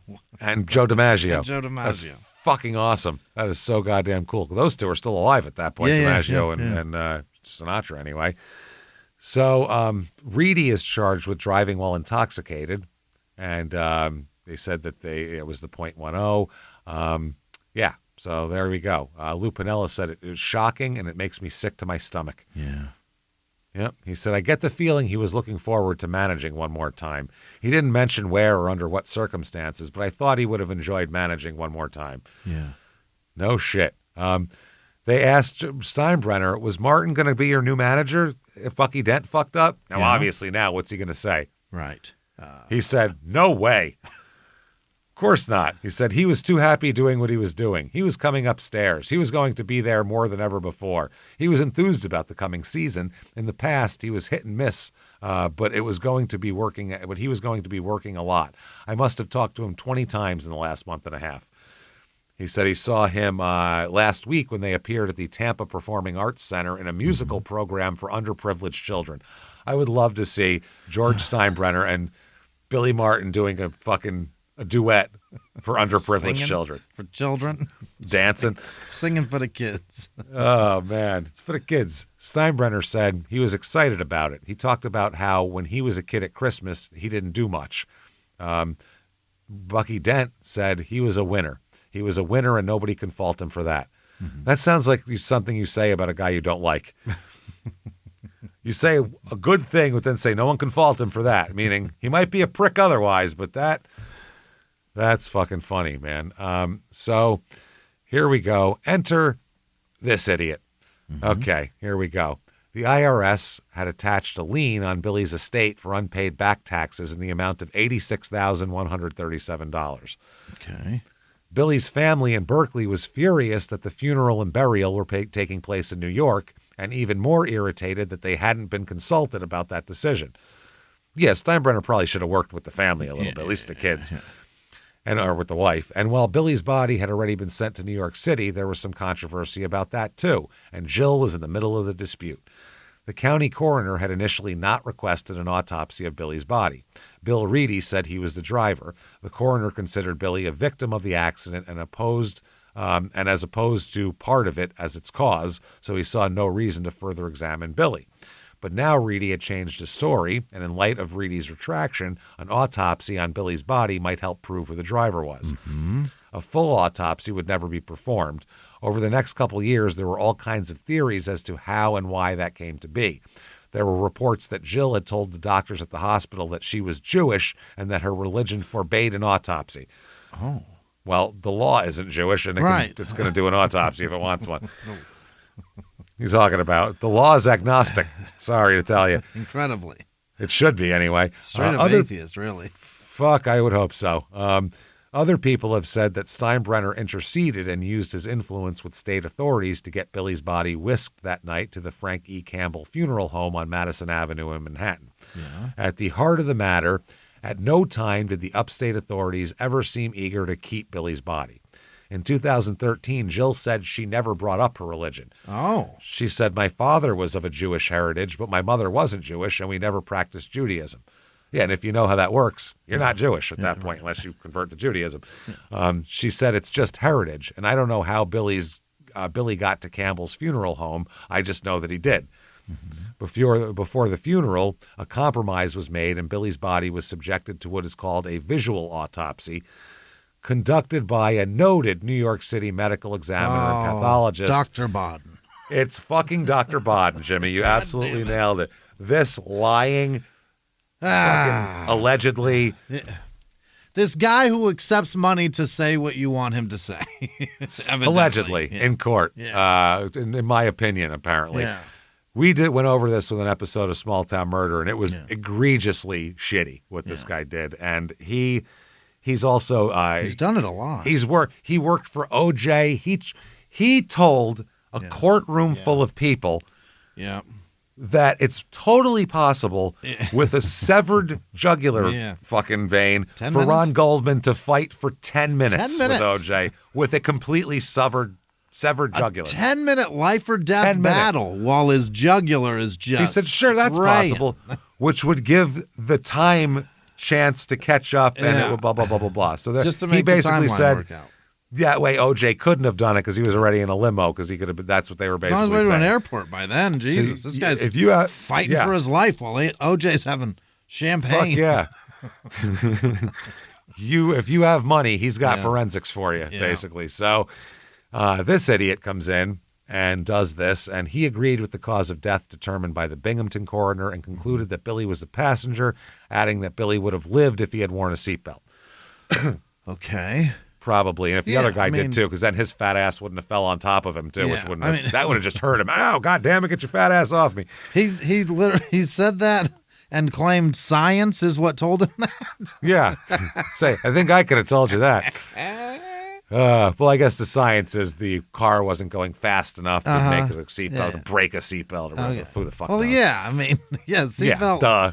But I mean, you could say a seatbelt probably would have saved your life. You went to medical school for that? Yeah. Probably the only time that isn't a thing is if the car is inflamed or you're Dale Earnhardt, evidently. Where he was wearing all kinds of restraints and it still snapped his neck. I got in an accident with my mom when I was a kid. It was a flip and roll. Yeah. And neither of us had seatbelts on because it was the 80s. Yeah. And my mother's very irresponsible when it comes to shit like that. Plays it fast and loose on the seatbelts. And a terrible driver. So you add those two things up on a rainy fall morning with leaves all over the place. And they actually said that if my mother had her seatbelt on, she would have been dead. Is that right? The way it went, yeah, it actually helped her. And I was like, oh, that's interesting. If the roof caves in and you're stuck in one place, you're kind of at the mercy of how that roof crumbles. Yeah, that's exactly right. I had to pull her out. That was bad. So on December 28th, the public was invited to view Billy's body inside the funeral home. Sure. So this is like Babe Ruth's funeral, like they had thousands of people. A line of fans who showed up stretched down Madison Avenue for 2 blocks. Police estimated about 2,500 people showed up for it. Sure. The Campbell Funeral Home had been hosting the wakes of prominent New Yorkers since 1898, and its rooms had seen overflowing crowds that arrived in tribute to everyone from Jimmy Cagney to Ed Sullivan to John Lennon. The throng that turned out for Billy was as big as any of the funeral home had ever seen. Billy was laid out in a chapel within the building, his Yankees jersey and Yankees cap nearby. He wore a dark blue suit, pinstripe pink shirt, and multicolored tie. The casket was enveloped in flowers, including one arrangement in the shape of a number 1. 20-minute service, and they said the Reverend Edwin Broderick opened up his eulogy with a line that drew laughter from the crowd. He said, At first blush, to say I got his cows too. Yeah. At first blush, this cathedral is undoubtedly the last place you'd expect to find Billy. In other words, he'd be out drinking. He's an unreligious son of a bitch. Yeah, and it pissed off his sister, though. Oh? His sister said, Billy always went to church. That wasn't the right thing to say. Oh, it's a fucking joke. Ma'am. It's a tension breaker. Yeah. That's all. He shouldn't be dead either. That's the other thing. Billy's casket, draped in a white cloth, was carried out of the church with his family walking a few steps behind.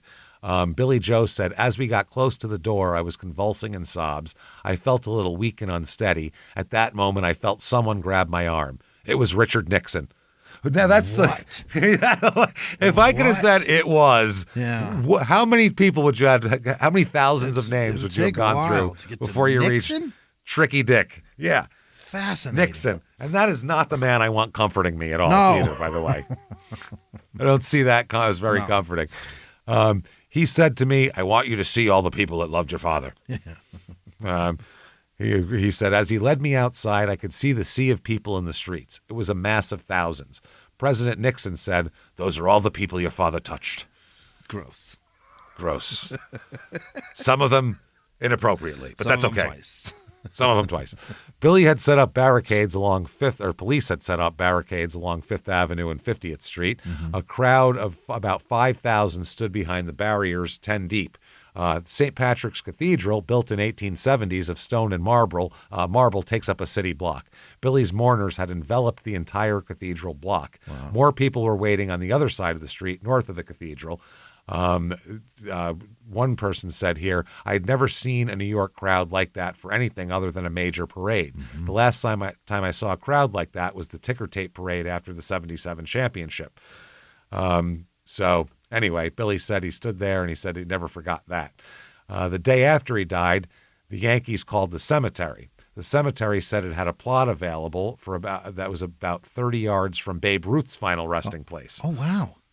They're like, cool. It was a flat spot not far from the cemetery access road with a tree nearby that offered ample shade. That sounds awesome. Yeah. Billy's funeral procession stopped just below the area. They walked in and, pallbearers and all that.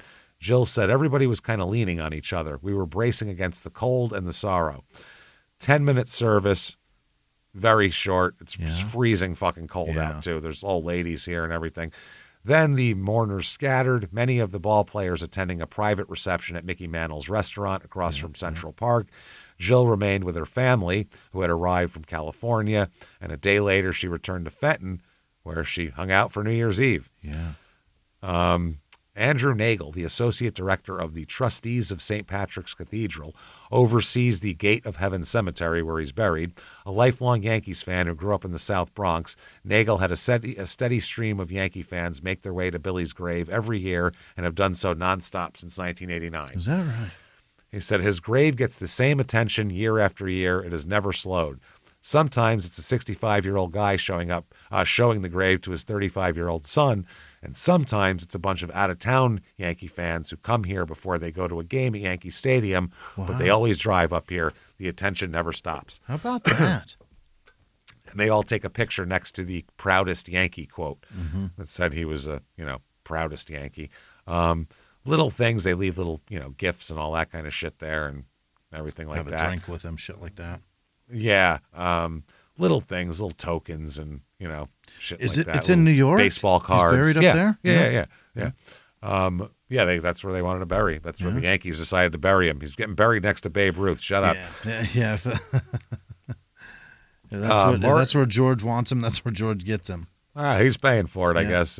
Marty Appel, the Yankees public relations chief and broadcast executive in the 70s and 80s, who spent a lot of time with Billy, said, it was as if alcoholism did not exist back then, certainly not in baseball. Baseball almost encouraged drinking with the long hours after games and all the travel on the road. It was like the manly thing to do. I never once heard anyone say a word about how Billy might need help with his drinking. No one ever said anything to his face either. If Billy was tipsy, and he wouldn't be the only one when that happened, people just smiled and winked. And that's the fucking thing. Yeah. Billy, back then, it's not that society, baseball is 30 years behind society. Yeah. sports in general are. Think about how like just culturally conservative, and I don't mean politically conservative. I mean kind of buttoned up sports are when it comes to stuff like that, because they want it to be a family thing. Sure. They want it to be for kids. So everything's kind of 30 years behind with that. That also goes to that. Alcoholism and shit like that is the same thing. Drinking was considered, like in the 80s, NBA guys who did like coke and shit, and they made a big deal out of it. And in baseball too, they made a big deal out of it. Oh my God, they need help. They need this. They need that. They're all saying this while on their 12th drink that night. You know what I mean? Yeah. No one ever thought of that as anything. Yeah. There is an FBI file deal on the windshield. The FBI looked into this. I don't know if Steinbrenner made him do it or what. For what? To see if it was him that went through the windshield? To see what happened, yeah. So they did an examination of the pickup truck involved in the accident and secured hairs from the left or the driver's side of the windshield. The hairs were submitted to the 2nd New York State Regional Crime Laboratory for analysis and comparison with known hair samples from the occupants of the truck. We were recently informed by the laboratory that due to a backlog in case processing, the New York police would be unable to perform the requested analysis. A copy of the Western Regional Crime Laboratory's result is here. So they asked for it and didn't get it. So that's that. So we don't know what the hell happened. They said we're too busy, basically. Yeah. So from there, there's letters going back and forth. Here's all your evidence back, essentially. Yeah. They said that the head hairs, finally they got it examined, though. So the result of this is the head hairs comprising Q1 and Q2 specimens exhibit the same microscopic characteristics as those found in the K2 specimen and accordingly could have originated from William Reedy, the identified source of the K2 hairs. It's noted that the hair comparisons do not constitute a basis for absolute personal identification. The gray head hair found in specimen Q3 is not suitable for microscopic comparisons. So what they're saying is the windshield on the driver's side, because that's what this was about, the driver's side windshield, right? Yep. Had Reedy's hair over there? That had Reedy's hair on it. All right. So, yes, blah, blah, blah, blah. So, yeah, I believe that is what they're looking at here. Left or the driver's side. So, it's that. So he was driving. Reedy was driving, apparently. So April 24th, 1990, a lot of articles about Billy in the upcoming season and all that kind of thing, and just a ton. So they Billy said about Casey Stengel, I played under the greatest manager that ever lived, Casey Stengel. I learned from him and Charlie Dressen and people I played with as a kid. That's one of the quotes they put on for Billy because that's what he always said. Yeah. Dave Winfield said he was a battler. He was intense. If you weren't on his good side, he was rough. If you were on his good side, you were the best. He was really driven. He made no excuses, no apologies, and that's the way he lived his life. Again, driven. Mm-hmm. He was driven off a fucking road into a ditch is what he was driven. Perfect. Well Perfect. Yeah, great job, guys. So Ricky said it was heartbreak. Just heartbreak. Ricky Henderson seems to be the saddest person here. He's destroyed about everything always. In multiple interviews, they're talking about he pokes at his eyes to wipe away the tears that are streaming down his cheeks. Oh. Ricky loved Billy Martin like a father, for Christ's sake. The next year, there's Christmas marks anniversary of Martin's death. Yeah. They have Jill here talking about it, and she's lending her name to a campaign that urges drivers to celebrate and still put safety first. Mm-hmm. Don't get shit-faced and drive home on Christmas, basically. And don't let your friend drive you home because he's shit-faced too. Because he's shit-faced too. Yeah. And that particular one, I don't know if he was stone cold sober, if that would have made a difference. The driver? Yes. I mean, he probably would have gone a different way home.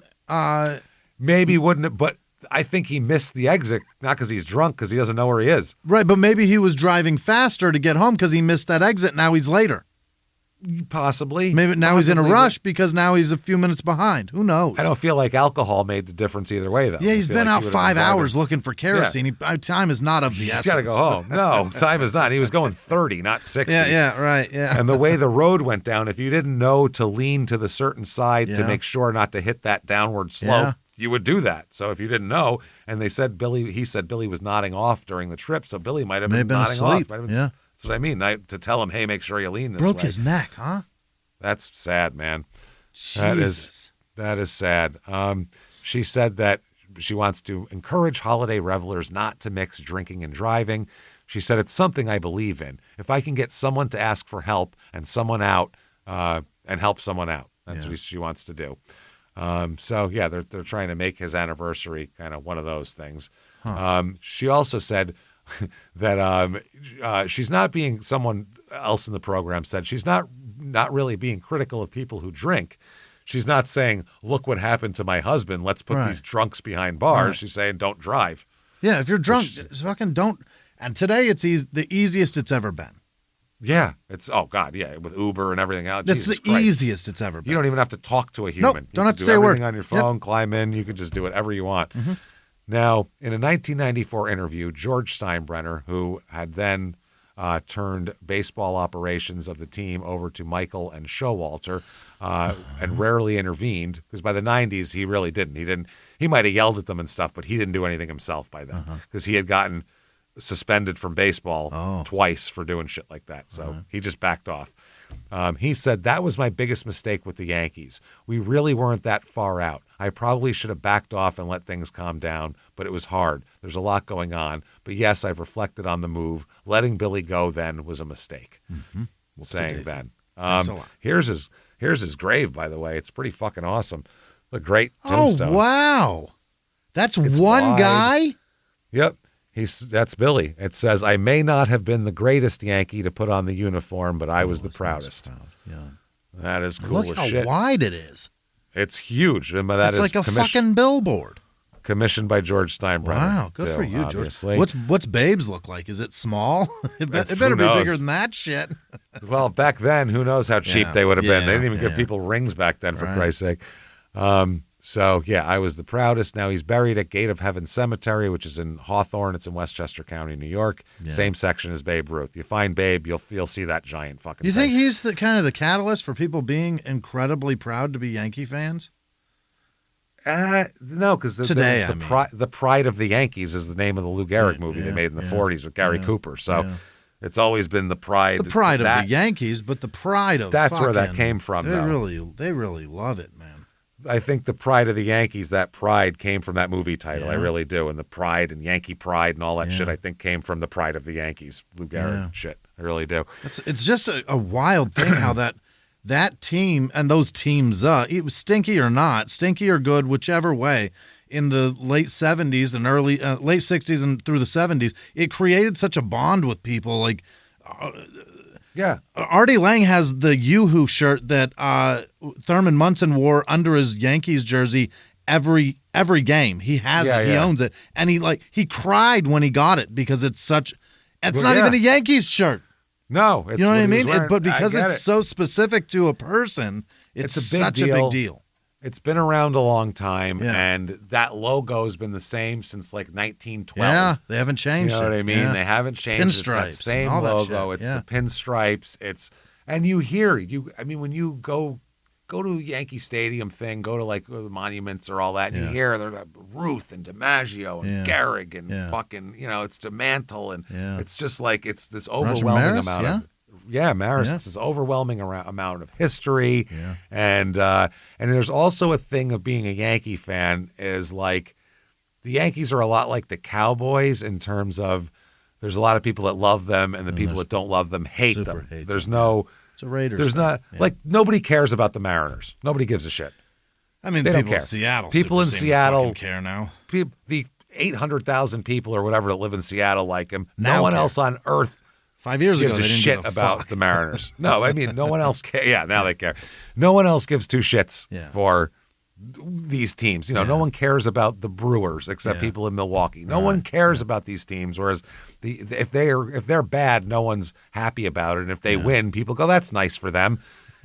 The Yankees, they hate them when they win. They love it when they lose. So that makes your fans be more insular and fuck you people, because it's the same thing if you're a Cowboy fan or it's because of the wins. It's because of the amount of wins and the storied wins. So if you're not a fan and like run that season with them, I mean, it's the same with pretty much every team. But if you love them and they win while you're loving them and you're watching them win, it feels so good because it feels like they're doing it for you. Look what they did for me. Growing up, they sucked every year. The Mets fans used to make fun of us. Do you understand what it's like to get made fun of by Mets fans? But in the 80s, they were the World Series champs, and we were shit. So we got made fun of by fucking Mets fans. Yeah, so it's the wins, though. When you win, all you people fucking hate. Look at the fucking Cubs. All you people. Everybody rooted for the Cubs. They loved it. Then they won, and everybody like, fuck the Cubs. I'm that way today. Fuck the Cubs. They still have that lovable thing, though. I don't know. They do, on my heart, fuck them. Yeah, but most people still don't mind the Cubs, except for, of course, St. Louis Cardinal fans. But other than that, and Southside Chicago fans. Which they should probably reconsider because the White Sox are a disaster. So I don't know how they're gonna get out of this. Figure that out. And the Rockies are the same way. It's so bad. It's almost just sell it, burn it. Don't even sell it. It's not worth anything. Jesus. Yeah, no shit. Fuck. Let it go. Yeah. So 20 years after his death, Billy Martin here, Jr., Billy Joe, wondered if his father wondered if he just got bored when things were going well. Really? He said he thrived under pressure, but eventually it would get to him and he wanted some quiet. But that wouldn't last long. It was like he missed the tension. He'd do something to bring the pressure back into his life again. And, he said that's he said every kid that he ever met him loved him because he would do his Donald Duck impression and make every kid laugh with that. They loved that shit. Why was that such a big deal to kids? I don't know. It really was. We did. We're blown. In the 60s. In the 60s he was doing that. Really? Yeah. He was doing that forever. That was a big not. deal with it. There weren't a lot of impressions until the late 80s, I guess, huh? No, I guess nobody had talent either. Yeah, there's that too. But everybody could do a fucking Donald Duck. You're like, wow, look at that. So Casey Stengel said of Billy, there ain't nothing he don't think he can do. He thinks he knows more about baseball than anyone else, and it wouldn't surprise me if he was right. Can't get enough of Billy Martin. Well, we got plenty for you. There's tons of you can get a 1957 Billy Martin card for only $15. It's a good-looking card, too. Not bad. $15. 1954 tops, and it's a little rough shape, but it's fine. $28 or best offer. A 54 Billy. I'm going to get that. That's great. He's a legend. Fucking amazing. Yeah, it's in a rough shape. The centering's off on it, too. 1978 Billy Martin card. It's the tops card where it says as player, as manager, and has a black and white picture of him hitting, and then him in his Yankee uniform for $1. What? $1. Billy Martin autographed baseball with a certificate of authenticity is $300 buy it now. Yeah, I don't believe any of those anymore. I never can. That means I want a picture of him delivering it.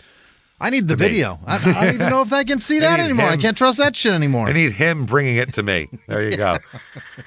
So there you go, everybody. Yeah. That is Billy Martin. We hope that you enjoyed this extra long Billy Martin series, but his life was a wild roller coaster, and it's impossible to just kind of buzz through it quickly in 2 hours. So, I've heard a million stories from people the past several weeks of people love this. So thankful for hearing all of this. And my buddy Richie in Florida, he's from New York. This is everything to him. He loves this shit. It's Billy. Yeah, it's all about it. So it's the best. That is Billy Martin, everybody. And I remember this was just very sad. I remember being very sad as a child for this. It was like, no, not Billy. Billy's dead. You thought he was going to be back eventually managing again. It was inevitable. It always happened. So he'd be back. So it was just very fucking sad. And for years and years until we were looking into this, I never knew that there was anybody else in the car. I always thought he was driving himself and he was drunk and crashed into a tree. That's what I always heard. Wow. So before this, and I do want to say before we end this show, I have to give a giant fucking, great fucking job. Well done. All of the above to Ian, who does research for the show here, and he just went above and beyond the Call of Duty for Billy Martin. Yeah. Really went into every last detail that could possibly be found and just took it to the next level. Thank you so much. And everybody out there, if you love this series, he's a big part of the reason why you loved it. So thank you for doing that. And thank you for being awesome. So that said, head over to whatever app you're listening on and give us 5 stars. It helps a ton. Definitely do that. Also follow on social media at Crime and Sports is where we're doing now. At Crime, follow Small Town Murder too while you're there. Why not? Do that, and while you're doing that, get yourself Patreon. Yeah. Get Patreon. Also, first before that, head to shutupandgivememurder.com. Get your merchandise. Get tickets for all the Small Town Murder live shows and the One Your Stupid Opinions live show as well. Shutupandgivememurder.com. Then patreon.com/crimeinsports is where you get all the bonus material, and there's a ton. It's super easy. Anybody $5 a month or above. It's a cup of coffee. Yeah. Literally a cup of coffee. You're going to get so much for that money. We're so thankful for anybody that gives us a penny. It's unbelievable. That if you're giving us $5, we feel like we just owe you everything. Yeah. So you're going to get immediately upon subscription hundreds of back episodes of bonus stuff you've never heard before. Then new ones every other week. One Crime and Sports, one Small Town Murder, and you get them all. Yeah. Right now for Small Town Murder, we're doing a Charles Starkweather thing, so you're going to get that right away. So get in on that. Then you get, in addition to that, all the shows we put out, Crime and Sports, Your Stupid Opinions, and both Small Town Murder episodes, all ad-free as well. Ad-free? What else can we give you? Diddy's been hoarding our jizz. I know. I know what else we could give him, Jimmie. What is that? A shout-out, all right, which is right now. Jimmie, hit me with the names of the people who would never, ever, ever offer to drive us home, even though they were just as drunk as us. Yeah. Hit me with them right fucking now. This week's executive producer, Gary Howard in Seminole, Oklahoma. Ooh, yikes. Gary. Good luck. Jared Marnin, Jennifer Sierpial. Oh. I don't know. It's sure. It's not English. It's something else. Reese Probin. He's down the Cape, and he knows a bunch of crazy murders up there. Great. Send them forward. We'll hear some more about it. Other producers this week, Peyton Meadows, Yukon Cornelius, Kelly Thirsk. Merry Christmas, Yukon. Georgia Liptak. Ryan Bender, Happy Hour, checking in Bliss, Idaho. Oh. Anything but bliss, it sounds like. Janice Hill, SM Maynor, Jennifer Harmon, Trisha Barridge Watts, Flounder with no last name, Bailey Herndon, Peregrine Ruscaria. Thank you to Janice Hill, by the way. Hear Janice Hill every goddamn week. She's been doing this for so much. 8 years, too, Janice Hill. And all I hear is, Rossi, 4R, every time. You're the best, Janice. Yeah. Thank you so much. Honestly, sorry to interrupt you.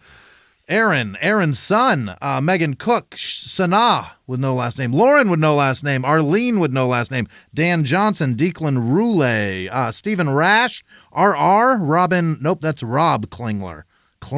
Oh boy. Klingler. Ho Juliano. That's Joe Giuliano. Subab Skura? What is that? Subab, the sexiest of the White family. Subab with the titties. Thank you, Subab. Get on that trampoline. Keep yourself in shape now. Darlene Costello. Corey Moore. Danielle. Or it's Daniil. I don't know. You never know these days. It could be Stasia. Curtis Black. Christopher Quinn. Tim with no last name. Jay Kaufman. Adina Smith. Melissa Tenorio. Waynewood. Adam Scott. Adam, A-T-O-M, not that other guy that's a genius. To split. Yeah. Yeah. Samantha Rawlings, April Gordon, AQ, Latoya Wendelbobo, Jarena Silva, Andy Denton, Stuart Everett, Sydney Josephiak, Josephiak, K with no last name. Josefiak. The letter K, the guy from Men in Black, K. Oh, nice. K. Thank you, James Earl Jones. Not Tommy Lee Jones. Did I say James Earl Jones? James Earl Jones is... As the Men in Black would be. Those are very opposite. We would be in a lot of trouble. Jones. It's a slow man. Plus, it'd be weird if Darth Vader was in Men in Black. Hey, he is in black. That'd be the weirdest thing in the world. So strange. James Earl Jones does wear black. And so, wait, is that the one we're talking about? Yeah, James Earl. I think we got lost. Which Earl Jones is it?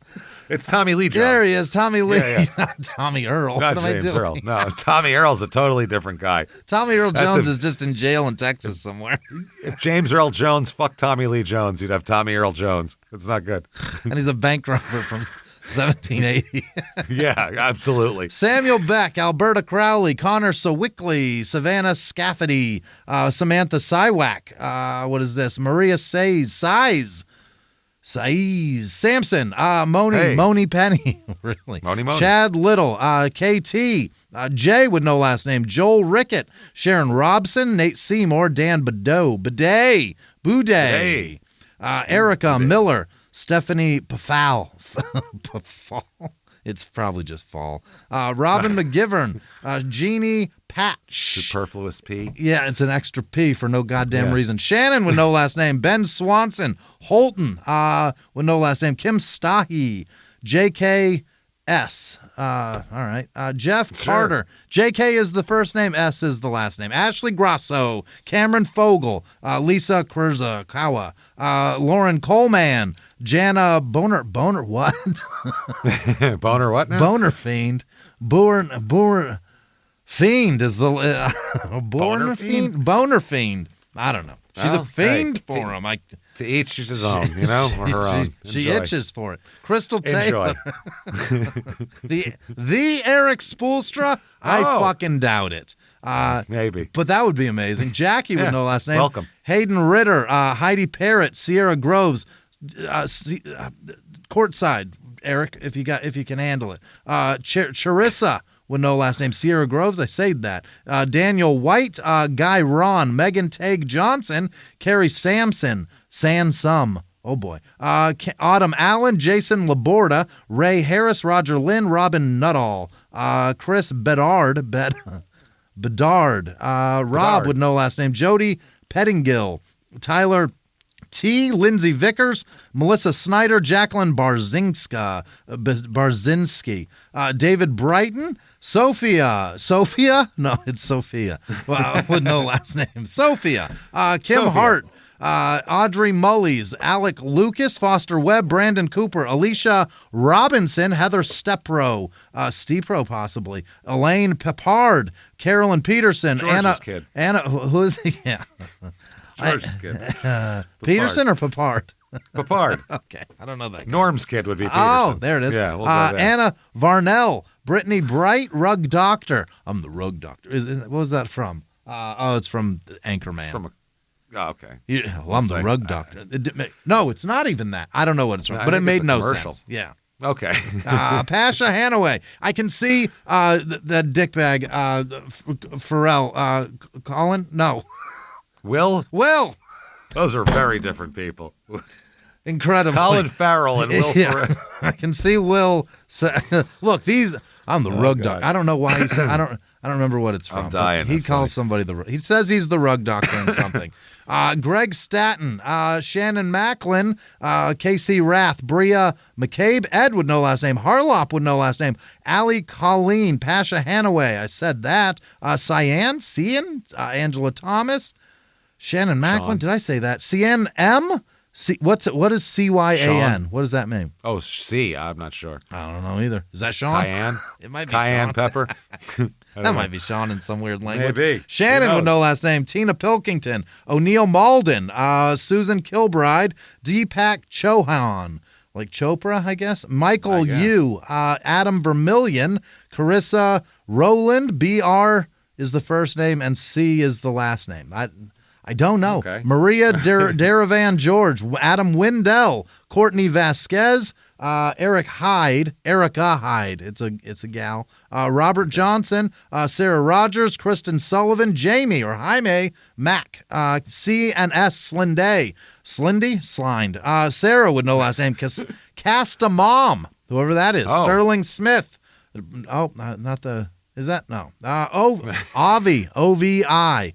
I think. Judy Beam, Troy Babs, Eric Schneider, Alex Casale, Sarah Fish, Stacy Boyd, Valerie Ferrand, Chantel Lopez, Wendy De Leon, and every single person that patrons this show. You're the best. Thank you. Thank you so much. Thank you. You guys are spectacular. Thank you for what you do for us. Thank you all year and every year. We really appreciate it. Love you the most. And absolutely. We're going to be here through the holidays. We will come out with episodes on Christmas week. People ask every year, but we always do it. We'll always give you something fresh and something new for Christmas because, even if you might be off from work or something, there's times when you're going to need a minute to just kind of gather yourself and put your show on and chill out. And we want to be there for you for that. So thank you for being there for us. If you would like to follow us on social media, head over to shutupandgivememurder.com.